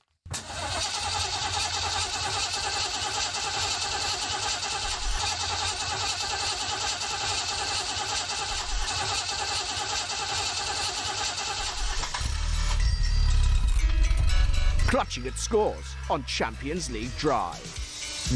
Champions League Drive, is it? Oh. Champions League, Joe, yeah. Maybe concentrate on that rather than just making a car start for I just didn't think the feature was going to start. Champions League Drive. This is our feature, Clutching at Scores, where every week on Drive, Darren Bent and I have been picking 3 games from the week's fixtures to predict the score of. If we correctly predict the result of a game, we'll get 1 point. But if we get the actual score bang on, we get 3 points. Current score. Now, last time out, Bentley, you picked up just 1, and I picked up double the amount that you picked up. That's 2. All that means that I've closed the gap even further. Then, Joe, we need to get a big trophy, and we need it on the desk throughout the season when we do this. That's quite funny, Joe. That's what we want. Joe, you know when he was getting smashed, didn't care about the feature, did he? Yeah. Now all of a sudden, Joe, let's go into the cash point, right? Let's get some money out. 6 weeks ago, he was like, oh, I've got to do this again. Let's get a big trophy, right? The score currently is Goldstein, that's me, 16. Darren Bent, ex-player, pundit, 17. Oh, so I'm winning. By a point. To be fair, TNT were getting slapped as well, weren't they? Yeah, no wonder they've stopped that on a Friday. Right, time to pick the 3 games. We'll go alternate. You want to go first? Yeah, so my first game is Chelsea-Leeds. Chelsea, I picked that as well, yeah. Yeah, Chelsea, I just think Chelsea at home. I've gone for 3-1. Okay. Big derby, not derby, but rivalry, innit? Yeah. Goes back to the... It's not a derby, but a horrific rivalry. Back to the cup final? 70s, I think. Was it the cup final in the 70s? Yeah, the one that was Old Trafford. Was it? Is that the one? Yeah, I think so. I've gone 3-1 Chelsea. Do you want me to... I might as well talk about that one then as well, because I've gone Chelsea, also a comfortable home, but I've gone 4-1. Okay. I think there'll be goals in it. Shall I go next? Yep. I've gone West Ham home to Man United. Right? Yep. I've gone... I think Aids just said it, actually. I've gone 3-1 Man United. Okay, nice. My second game, I've gone Brentford versus Arsenal. Oh, now, I would have stayed well clear of that one. And I've got 2-0. Mate, I've got 2-0 Arsenal. I think you're mad. Now, do you know what? I looked at that result and I thought, I didn't really want to bet on Arsenal, but I thought, no, I've got to back my team. So I've gone. Why have you done that? 2-0 Arsenal. That's a tough, mate. That is a tough place to go. Of course it is. Incredibly tough. You don't think Brentford will score? I'd hope not. I know you hope not. But I've gone 2-0. All right. My last, go on, you go for the last one. What's your second one? Oh, Man United. Chelsea Leeds, West Ham. This is another hard one I've gone. Go on. Sunderland, Liverpool. That's exactly what I've done. But I've gone 2-1 Liverpool. I've gone 2-1 Sunderland. Yeah. I think if it was at Anfield, I'd agree with you. Sunderland at home are amazing. I know they are, but I just think at some point, law of averages tells you that at home they're going to lose at some point. Yeah. But, I mean, listen, it's a great fixture, by the way, beach ball. But I'm going to go 2-1. Oh, yeah, of course, the beach ball. We need to do something on that, Joe, tomorrow. Yeah, 2-1, God, 2-1. So just to go through them, I've gone West Ham, Man United, 1-3. Chelsea Leeds 4-1 and Sunderland Liverpool 2-1. I've gone Chelsea Leeds 3-1 to Chelsea. Brentford versus Arsenal 2-0 Arsenal. Sunderland versus Liverpool 2-1 Liverpool. There you go. That was this week's Clutching at Scores. So I would imagine if I get 2 or 3 bang on there, this time next week there'll be a big trophy that's been bought out of petty cash right here on the table.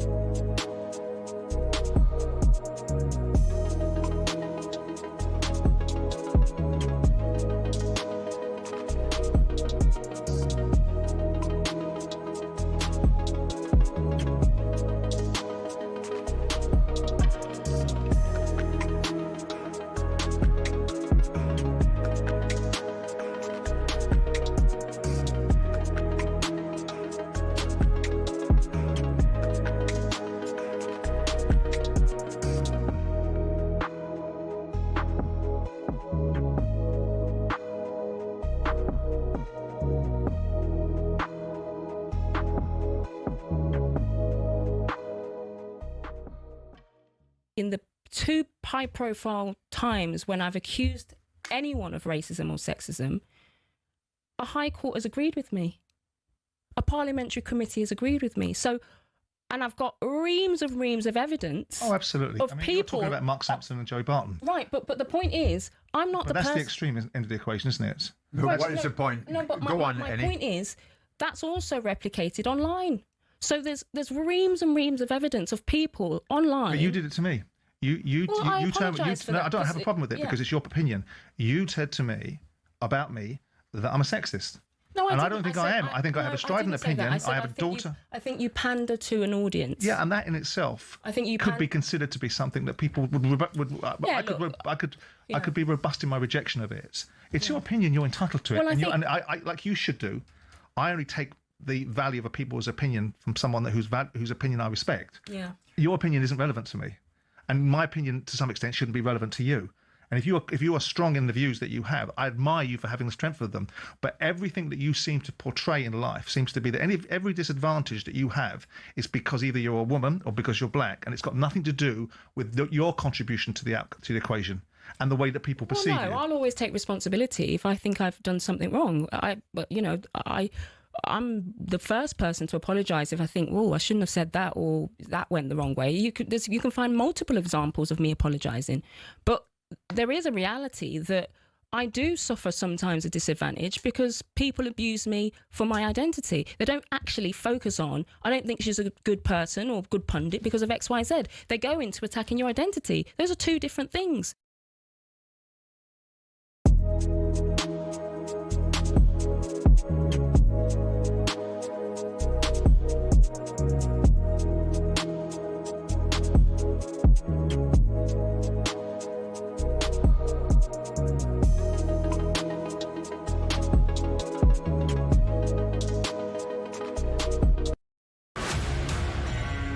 Hello and welcome to talkSPORT Goals. We've been taking you through what should be another busy day of football. Chance to win it! We don't need to do that, guys. I'm going to owe you an apology. How would you get to that conclusion? That's a weak mentality. Oh, get out of it, Biggs.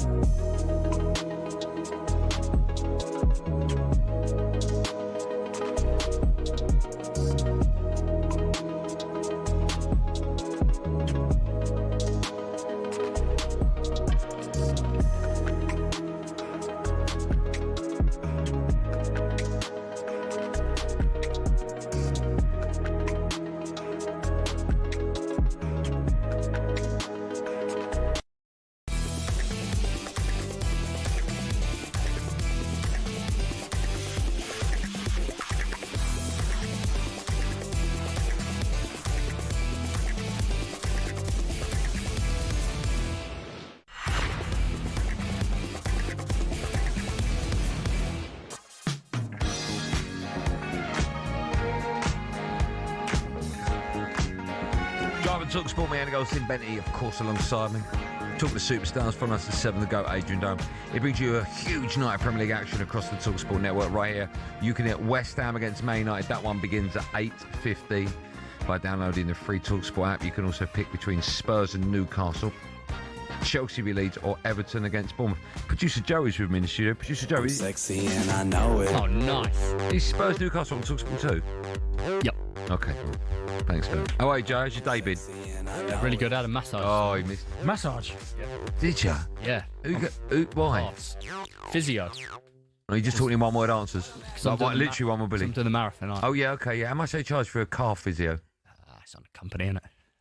Is it? No, it's not really. It's I don't know. What's the charity you're running for? British Heart Foundation. Good charity. And how do people donate to your wonderful charity, Joe? Head to my Instagram page and there'll be a link at the top, and that Instagram page is Producer Joe TS, all lowercase. All right. Why have you put all lowercase in the title? It's a bit weird, isn't it? Yeah, very good. Should we do the end of the show quiz? Yep, cheers. Yeah, let's do it.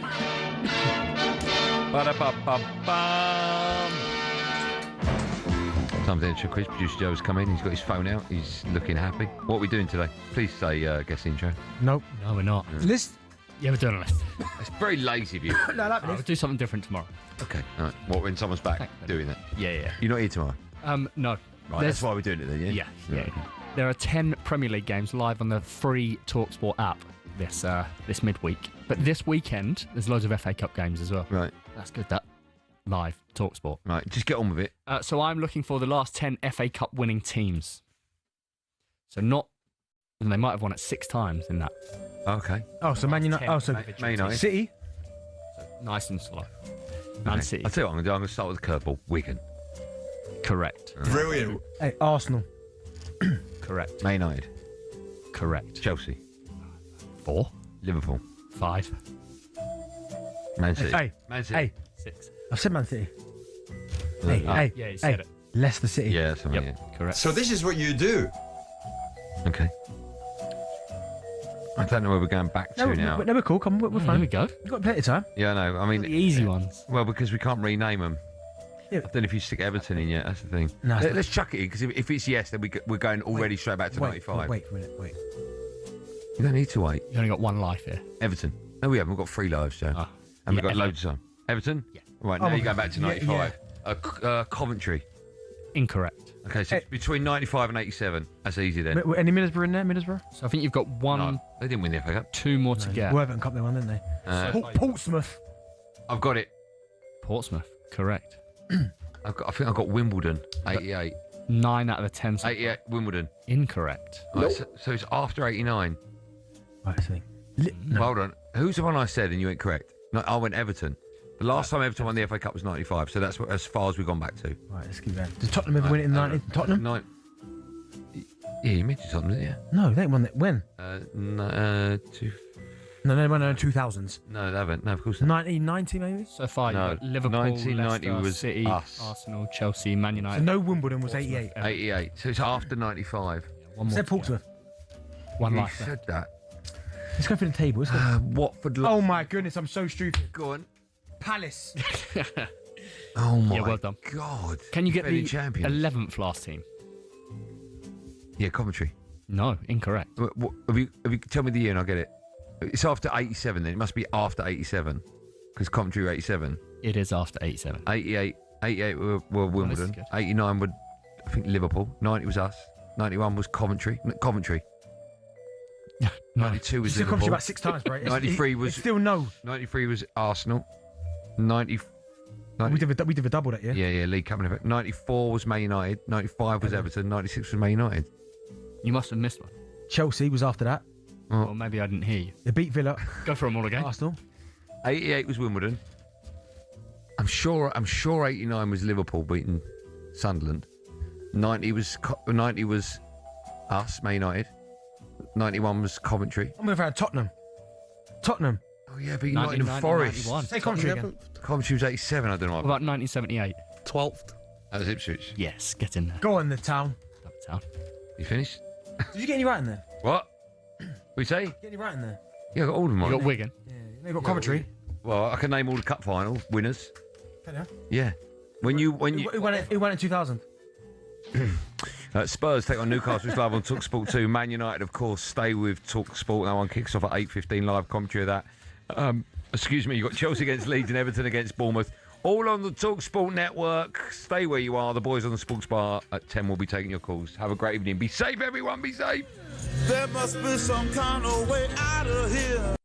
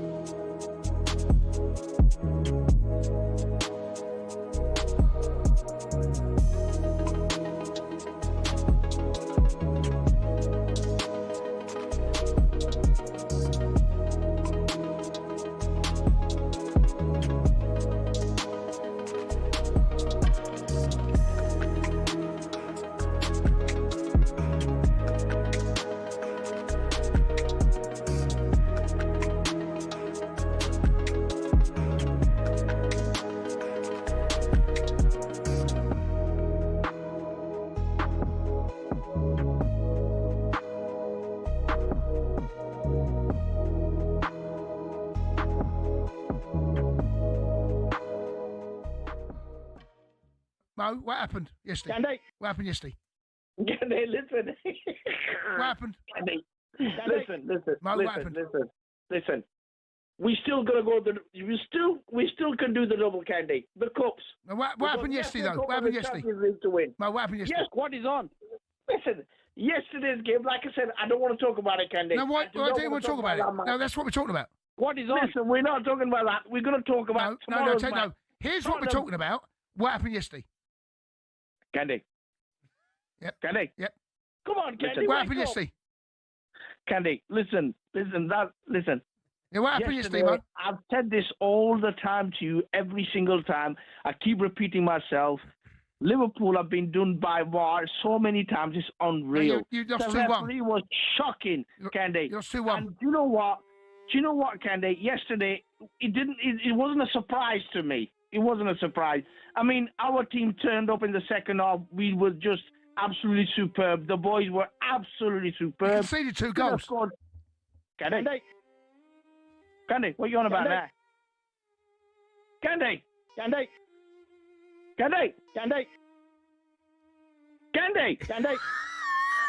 Mo, you conceded 2.